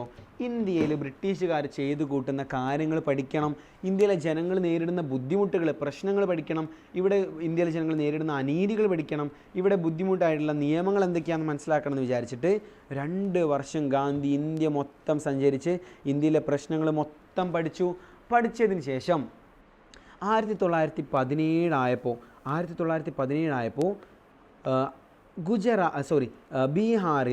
ബീഹാറിലെ ചമ്പാരൻ എന്ന് പറയുന്ന ഒരു പ്രദേശത്തെ ആളുകൾ 1917 ആയപ്പോൾ ബീഹാറിലെ ചമ്പാരൻ എന്ന് പറയുന്ന പ്രദേശത്തെ ആളുകൾ ഗാന്ധിജിയെ സമീപിച്ചു. അവർ പറഞ്ഞു, ഗാന്ധി, ഞങ്ങൾ ഈ ബീഹാറിലെ ചമ്പാരനിലെ നീലം കർഷകരാണ്. നീലം എന്ന് പറഞ്ഞാൽ വസ്ത്രത്തിന് നിറം കൊടുക്കുന്ന, കളർ കൊടുക്കുന്ന ഒരു വസ്തു. അത് കൃഷി ചെയ്തിട്ടുണ്ടാക്കുന്നതാണ്. ഞങ്ങൾ ഈ ബീഹാറിലെ ചമ്പാരനിലെ നീലം കർഷകരാണ്. ഞങ്ങൾ അവിടെ ഒരു സമരം നടത്തുന്നുണ്ട്. അവിടെ ഞങ്ങൾക്കെതിരെ അധിക നികുതി ചുമത്തിയിട്ടുണ്ട്. അതിനെതിരെയാണ് ഞങ്ങൾ സമരം നടത്തുന്നത്. അപ്പോൾ ഗാന്ധി ഒന്ന് വന്നിട്ട് ഞങ്ങൾ ഈ സമരം ഒന്ന് നയിച്ചു തരണം, ഞങ്ങൾ ഈ സമരം ഒന്ന് വിജയിപ്പിച്ച് തരണമെന്ന് ഈ ബീഹാറിലെ ചമ്പാരനിലുള്ള ആളുകൾ ഗാന്ധിയോട് വന്നിട്ട് പറഞ്ഞപ്പോൾ ഗാന്ധി പറഞ്ഞ കാര്യം എന്താ അറിയോ? ഓക്കെ നിങ്ങളുടെ സമരമൊക്കെ എന്ത് ചെയ്യാൻ ഞാൻ നയിക്കാം, പക്ഷേ എനിക്ക് ഒരു കാര്യങ്ങൾ ഉറപ്പ് തരണം. അഥവാ ഈ സമരം പൂർണ്ണമായും സത്യാഗ്രഹവും അഹിംസാ രീതിയും സ്വീകരിച്ചിട്ടുള്ളതാവണമെന്ന്. അഥവാ സത്യാഗ്രഹ മാർഗത്തിലും അഹിംസാ മാർഗത്തിലും ആർക്കും ഉപദ്രവം ഉണ്ടാവാത്ത സത്യത്തെ മുറുകെ പിടിച്ചുകൊണ്ടുള്ള ഒരു സമരമാവും ഇത്, നിങ്ങൾ ഉറപ്പ് തരണമെന്ന് പറഞ്ഞു. അവർ ഉറപ്പ് നൽകി. ഗാന്ധിജി നേരെ ബീഹാറിലെ ചമ്പാരനിലേക്ക് പുറപ്പെട്ടു. അവിടെ ഗാന്ധിജിയുടെ നേതൃത്വത്തിൽ സമരം ആരംഭിച്ചു. അങ്ങനെ സമരം ആരംഭിച്ച് കുറച്ച് കഴിഞ്ഞതോടുകൂടി അവിടുത്തെ സർക്കാർ ഉത്തരവ് പുറപ്പെടുവിച്ചു. അഥവാ ഞങ്ങൾ നികുതി കുറക്കുകയാണെന്ന് പറഞ്ഞിട്ട് ഉത്തരവ് പുറപ്പെടുവിച്ചു.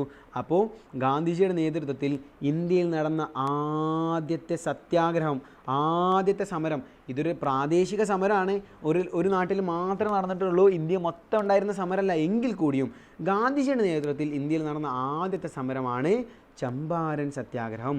അപ്പോൾ ചമ്പാരൻ സത്യാഗ്രഹത്തിൻ്റെ പ്രത്യേകത എന്താ, പ്രാധാന്യം എന്താ? ഗാന്ധിജിയുടെ നേതൃത്വത്തിൽ ഇന്ത്യയിൽ നടന്ന ആദ്യത്തെ സമരമാണ്. നടക്കുന്ന വർഷം 1917. 1947 30 വർഷം മുൻപേ 1917 ആദ്യ ചമ്പാരൻ സത്യാഗ്രഹം നടക്കുന്നത്. എന്നിട്ടോ ആ സത്യാഗ്രഹം നടക്കുന്നത് ബീഹാറിലെ ചമ്പാരനിലാണ്. 1917 നീലം കർഷകരുടെ മേൽ ചുമത്തിയ അമിത നികുതി, അധിക നികുതിയാണ് ഈ സത്യാഗ്രഹത്തിനുണ്ടായ കാരണം. അങ്ങനെ ഗാന്ധിജി നേതൃത്വം ഏറ്റെടുത്തു, സമരം വിജയിക്കുന്നു, നികുതി കുറക്കുന്നു. അതോടുകൂടി ഗാന്ധിജിയുടെ ലെവൽ അങ്ങോട്ട് മാറി. അതുവരെ അദ്ദേഹം സമരങ്ങൾ നയിച്ചത് ദക്ഷിണാഫ്രിക്കയിലായിരുന്നു എന്നുണ്ടെങ്കിൽ അന്ന് അദ്ദേഹം ഇന്ത്യയിൽ വരുന്നു, സമരം നയിക്കുന്നു, ചമ്പാരനിൽ സമരം വിജയിക്കപ്പെടുന്നു, ഗാന്ധിജി ഒരു സ്റ്റാറായിട്ട് അങ്ങോട്ട് മാറുന്നു. പക്ഷെ അവിടെ നിർത്തിയോ? ഇല്ല, അവിടെ നിർത്തിയിട്ടില്ല. ഗാന്ധിജി വീണ്ടും ഗുജറാത്തിൽ തന്നെയുള്ള, അദ്ദേഹത്തിൻ്റെ ജന്മസംസ്ഥാനമായ ഗുജറാത്തിൽ തന്നെയുള്ള കേഡ എന്ന് പറയുന്ന സ്ഥലത്ത് കർഷകരുടെ മേൽ അമിത നികുതി ചുമത്തിയതിനെതിരെ 1918 ഗാന്ധി രണ്ടാമത്തെ സമരം നടത്തി. അപ്പോൾ ആദ്യത്തേത് 1917, രണ്ടാമത്തേത് 1918 കേഡയിൽ. 1917 സമരം നടക്കുന്നത് ചമ്പാരനിൽ നീലം കർഷകരുടെ മേൽ നികുതി ചുമത്തിയതിനെ. 1918 ആദ്യം സമരം നടക്കുന്നത് കേഡയിൽ. എന്തിനു വേണ്ടിയിട്ടാണ്? കർഷകരുടെ മേൽ ചുമത്തിയ അമിത നികുതിക്കെതിരെയാണ് ഈ സമരം നടക്കുന്നത് കേട്ടോ. കർഷകരുടെ മേൽ ചുമത്തിയ അമിത നികുതിക്കെതിരെയാണ് ഈ സമരം നടക്കുന്നത്. അങ്ങനെ ഗാന്ധിജി അതിനും നേതൃത്വം നൽകി. ഗാന്ധിജി ഗുജറാത്തിലെ കേഡയിലെ കർഷകരുടെ മേൽ നികുതി ചുമത്തിയതിനെതിരെ 1918 രണ്ടാമത്തെ സമരം നടത്തി. ഇനി അവിടെ നിർത്തിയോ? ആ സമരവും വിജയിക്കപ്പെട്ടു. ആ സമരവും ബ്രിട്ടീഷുകാർ നികുതി പിൻവലിക്കാൻ തന്നെ തീരുമാനിച്ചു. ആ സമരവും വിജയിച്ചു. ഈ സമരത്തിലും ഗാന്ധിജി സ്വീകരിച്ച മാർഗം അഹിംസയും സത്യാഗ്രഹമായിരുന്നു. അങ്ങനെ പിന്നീട് അതേ വർഷം 1918 തന്നെ അഹമ്മദാബാദിൽ അവിടുത്തെ തുണിമിൽ തൊഴിലാളികളുടെ വേതനം വർദ്ധിപ്പിക്കണമെന്നാവശ്യപ്പെട്ട് ഗാന്ധിജി മൂന്നാമത്തെ സമരത്തിനും നേതൃത്വം നൽകി. അവിടുത്തെ അവിടെ ഈ തുണിയൊക്കെ ഉണ്ടാക്കുന്ന മില്ലുണ്ട്, വസ്ത്രം ഉണ്ടാക്കുന്ന മില്ലുണ്ട്. ആ മില്ലിലെ തൊഴിലാളികളുടെ വേതനം, കൂലി വർദ്ധിപ്പിക്കണമെന്നാവശ്യപ്പെട്ട് ഗാന്ധിജി എന്ത് ചെയ്യുന്നു? മൂന്നാമത്തെ സമരം നടത്തുന്നു. ഈ സമരത്തിലും ഗാന്ധിജി സ്വീകരിച്ച മാർഗം അഹിംസയും അതുപോലെ തന്നെ സത്യാഗ്രഹമായിരുന്നു. ആ സമരം എന്ത് ചെയ്യുന്നു? വിജയിക്കപ്പെടുന്നു. അങ്ങനെ ഗാന്ധിജി ആദ്യം നടത്തിയത് ചമ്പാരനിൽ 1917, രണ്ടാമത്തെ സമരം 1918 കേഡയിൽ, മൂന്നാമത്തെ സമരം 1918 തന്നെ അഹമ്മദാബാദിൽ. ഇതോടുകൂടി നിങ്ങൾ ആലോചിച്ച് നോക്കി, പെട്ടെന്ന് 1915 ഇന്ത്യയിലേക്ക് ഒരാൾ വരുന്നു, വിദേശത്ത് നിന്ന് ജോലി ചെയ്തുകൊണ്ടിരുന്ന ഒരാൾ പെട്ടെന്ന് ഇന്ത്യയിലേക്ക് മടങ്ങി വരുന്നു. 1917 ഒരു സമരവും 1918 രണ്ട് സമരവും, എല്ലാം പ്രാദേശികമായിട്ടുള്ള സമരങ്ങളാണ് എന്നുണ്ടെങ്കിൽ കൂടി 2 സമരങ്ങൾ അദ്ദേഹം നടത്തുന്നു. സമരങ്ങളെല്ലാം വിജയിപ്പിക്കപ്പെടുന്നു. ബ്രിട്ടീഷുകാർ തോൽക്കുന്നു, സമരം വിജയിക്കുന്നു. ഗാന്ധിജി ഒരു ദേശീയ നേതാവായിട്ട് അങ്ങോട്ട് മാറുന്നു. പത്രങ്ങളിലും റേഡിയോയിലും വാർത്തയിലും എല്ലായിടത്തും ഗാന്ധി എന്നുള്ളൊരു പേര് നിറയുന്നു. അതുവരെ ഗാന്ധിയായിരുന്ന ഗാന്ധി പിന്നീട് ഈ 3 സമരങ്ങളും വിജയിപ്പിച്ചതോടുകൂടി ഗാന്ധിജി ആവുന്നു. അദ്ദേഹത്തെക്കുറിച്ചുള്ള പേരും പ്രശസ്തിയും അദ്ദേഹത്തിനുള്ള ബഹുമാനവും എല്ലാം വർദ്ധിക്കുന്നു. അങ്ങനെ ഗാന്ധിജി നേതൃത്വം നൽകിയ ഈ സമരങ്ങളെല്ലാം എന്ത് ചെയ്യുന്നു? വിജയിക്കപ്പെടുന്നു. അപ്പോൾ ഏകദേശം 1 മണിക്കൂറായിട്ടുണ്ട് അല്ലേ? നമ്മൾ എന്ത് ചെയ്യുന്നു? തൽക്കാലം ക്ലാസ് ഇന്നിവിടെ അവസാനിപ്പിക്കുകയാണ്. അപ്പോൾ നമുക്ക് നിങ്ങളോട് പറയാനുള്ള കാര്യം, നമ്മുടെ 4 കൂട്ടം നടത്തുന്ന ഈ ഒരു LSS കോച്ചിങ്ങിന് നമ്മൾ ആകെ ചാർജ് ചെയ്യുന്നത്, LSS വരെ നീണ്ടു നിൽക്കുന്ന, LSS എന്നാണോ ഡേറ്റ് പ്രഖ്യാപിക്കുന്നത്, LSSൻ്റെ എക്സാം എന്നാണോ അന്ന് വരെ നീണ്ടു നിൽക്കുന്ന ഈ ഒരു LSS കോച്ചിങ്ങിന് നമ്മൾ ചാർജ് ചെയ്യുന്നത് വെറും 1000 രൂപയാണ്. ഇനി എത്രയോ മാസങ്ങൾക്ക് തുടർച്ചയായിട്ട് ക്ലാസ്സുകൾ ലഭിച്ചുകൊണ്ടിരിക്കും. നമ്മുടെ ഈ ക്ലാസ്സുകൾ നടത്തുന്നതോ ക്ലാസ്സുകൾക്ക് നേതൃത്വം നൽകുന്നതോ ആരാണ്? പ്രഗത്ഭരായ നല്ല പ്രാവീണ്യമുള്ള ഈ രംഗത്ത് വർഷങ്ങളായിട്ട് പ്രവർത്തിച്ചു വരുന്ന അധ്യാപകരാണ് ഈ ഒരു ക്ലാസ്സിന് നേതൃത്വം നൽകുന്നത്, ഈ ഒരു ടീമിന് നേതൃത്വം നൽകുന്നത്. അപ്പോൾ നിങ്ങൾക്ക് എന്ത് ചെയ്യാൻ പറ്റും? നമ്മുടെ കീഴിൽ ലൈവായിട്ട് ക്ലാസ്സുകൾ ആസ്വദിക്കാൻ പറ്റും, ലൈവായിട്ട് ക്ലാസ്സുകൾ കേൾക്കാൻ പറ്റും. നിങ്ങൾക്ക് കല്യാണമോ മറ്റ് പരിപാടികളോ കാരണം ക്ലാസ് കേൾക്കാൻ പറ്റിയില്ല എന്നുണ്ടെങ്കിൽ, ലൈവായിട്ട് ക്ലാസ് അറ്റൻഡ് ചെയ്യാൻ പറ്റിയില്ല എന്നുണ്ടെങ്കിൽ നിങ്ങൾക്ക് എന്ത് ചെയ്യാൻ പറ്റും? റെക്കോർഡ് ക്ലാസ്സുകൾ കേൾക്കാൻ പറ്റും. ഈ ക്ലാസ്സുകളെല്ലാം നമ്മൾ റെക്കോർഡ് ചെയ്യുന്നുണ്ട്. പിന്നെയോ നമ്മുടെ നോട്ട്സ് നമ്മൾ നിങ്ങൾക്ക് വേണ്ടി ചിത്രങ്ങളും എല്ലാം ചേർത്ത് വെച്ച് തയ്യാറാക്കിയിട്ടുള്ള നമ്മുടെ നോട്ട്സ് നിങ്ങൾക്ക് വേണ്ടി നമ്മൾ ഷെയർ ചെയ്ത് തരും. അതെല്ലാം നിങ്ങൾക്ക് ഉപയോഗപ്പെടുത്താൻ പറ്റും. പിന്നെയോ നമ്മൾ മോഡൽ എക്സാംസ് 50 മോഡൽ എക്സാം നടത്തി കഴിഞ്ഞു, ഇനിയും തുടർന്നും അതുണ്ടാവും. അതെല്ലാം നിങ്ങൾക്ക് ഉപയോഗപ്പെടുത്താൻ പറ്റും സൗജന്യമായിട്ട്. അത് നിങ്ങൾ എന്ത് ചെയ്യണം? എല്ലാവർക്കും അയച്ചു കൊടുക്കണം. ഇങ്ങനൊരു സംവിധാനം ഉള്ളത്, ഇങ്ങനൊരു സൗകര്യം നമ്മൾ ചെയ്തു തരുന്ന കാര്യം നിങ്ങളുടെ സുഹൃത്തുക്കൾക്കൊക്കെ അയച്ചു കൊടുക്കണേ, നിങ്ങളുടെ സ്കൂളിലെ ഗ്രൂപ്പുകളിലൊക്കെ അയച്ചു കൊടുക്കണേ. പിന്നെ നമ്മൾ എക്സാമിന് വേണ്ടി മാത്രമായിട്ട് പ്രത്യേകം ചില ഡിസ്കഷൻസ് നടത്തും. നമ്മൾ നിങ്ങൾക്ക് പഠിക്കാൻ എളുപ്പത്തിന് വേണ്ടിയിട്ട് ഷോർട്ട് നോട്ടുകൾ നടത്തും. ഷോർട്ട് നോട്ടുകൾ നിങ്ങൾക്ക് തയ്യാറാക്കി തരും. നമ്മളിങ്ങനെ പ്രത്യേകം തയ്യാറാക്കിയ നോട്ടുകൾ നിങ്ങൾക്ക് വേണ്ടി ഷെയർ ചെയ്ത് നൽകും. അപ്പോൾ നിങ്ങൾ ചെയ്യേണ്ട കാര്യം എന്താ? നമ്മൾ നിങ്ങൾക്ക് പഠിക്കാൻ വേണ്ടിയിട്ടുള്ള എല്ലാ സൗകര്യങ്ങളും ചെയ്തു തരുന്നുണ്ട്. നിങ്ങളെ പഠിപ്പിച്ച് LSS നേടിയിട്ടേ നമ്മൾ പിന്മാറും. അപ്പോൾ നിങ്ങൾ ചെയ്യേണ്ട കാര്യം, നിങ്ങൾ ഭാഗം ക്ലിയർ ആക്കുക. നിങ്ങളിത് വൃത്തിയായിട്ട് തുടർച്ചയായിട്ട് ഒരു ലാഗ് എടുക്കാണ്ട്, ബ്രേക്ക് ഒന്നും എടുക്കാണ്ട് തുടർച്ചയായിട്ട് പഠിച്ചുകൊണ്ടിരിക്കുക. എന്നാൽ നിങ്ങൾക്ക് തീർച്ചയായിട്ടും നമ്മുടെ കൂടെ LSS നേടാൻ പറ്റുമെന്നുള്ളത് നമുക്ക് ഉറപ്പാണ്. അപ്പോൾ നമ്മുടെ ബാച്ച് ഇന്നാണ് നമ്മൾ അനൗൺസ് ചെയ്യുന്നത്. അപ്പോൾ നമ്മുടെ ബാച്ചിൽ അഡ്മിഷൻ എടുക്കാൻ നിങ്ങൾ ചെയ്യേണ്ട കാര്യം എന്താ? അവിടെ താഴെ കൊടുത്തിട്ടുള്ള 2 നമ്പറുകൾ, ഈ 2 നമ്പറുകളിൽ ഏതെങ്കിലും ഒന്നിൽ വാട്സപ്പിൽ ബന്ധപ്പെട്ടാൽ മതി. എനിക്ക് ഈ ബാച്ചിൽ അഡ്മിഷൻ എടുക്കണമെന്ന് പറഞ്ഞിട്ട് അത്രമാത്രം ചെയ്താൽ മതി. എന്നാൽ നിങ്ങൾക്ക് എന്ത് ചെയ്യാൻ പറ്റും? നമ്മുടെ ബാച്ചിൽ അഡ്മിഷൻ എടുക്കാൻ പറ്റും. അപ്പോൾ ഇന്നത്തെ ക്ലാസ് നമ്മളിവിടെ അവസാനിപ്പിക്കുകയാണ്. ഈ ക്ലാസ്സിൽ പങ്കെടുത്ത എല്ലാവർക്കും ഓൾ ദ ബെസ്റ്റ്. എല്ലാവരും ഉഷാറാക്കുക, നന്നായിട്ട് പഠിച്ചുകൊണ്ടിരിക്കുക, വീണ്ടും പഠിച്ചുകൊണ്ടിരിക്കുക. All the best. Thank you. Good night.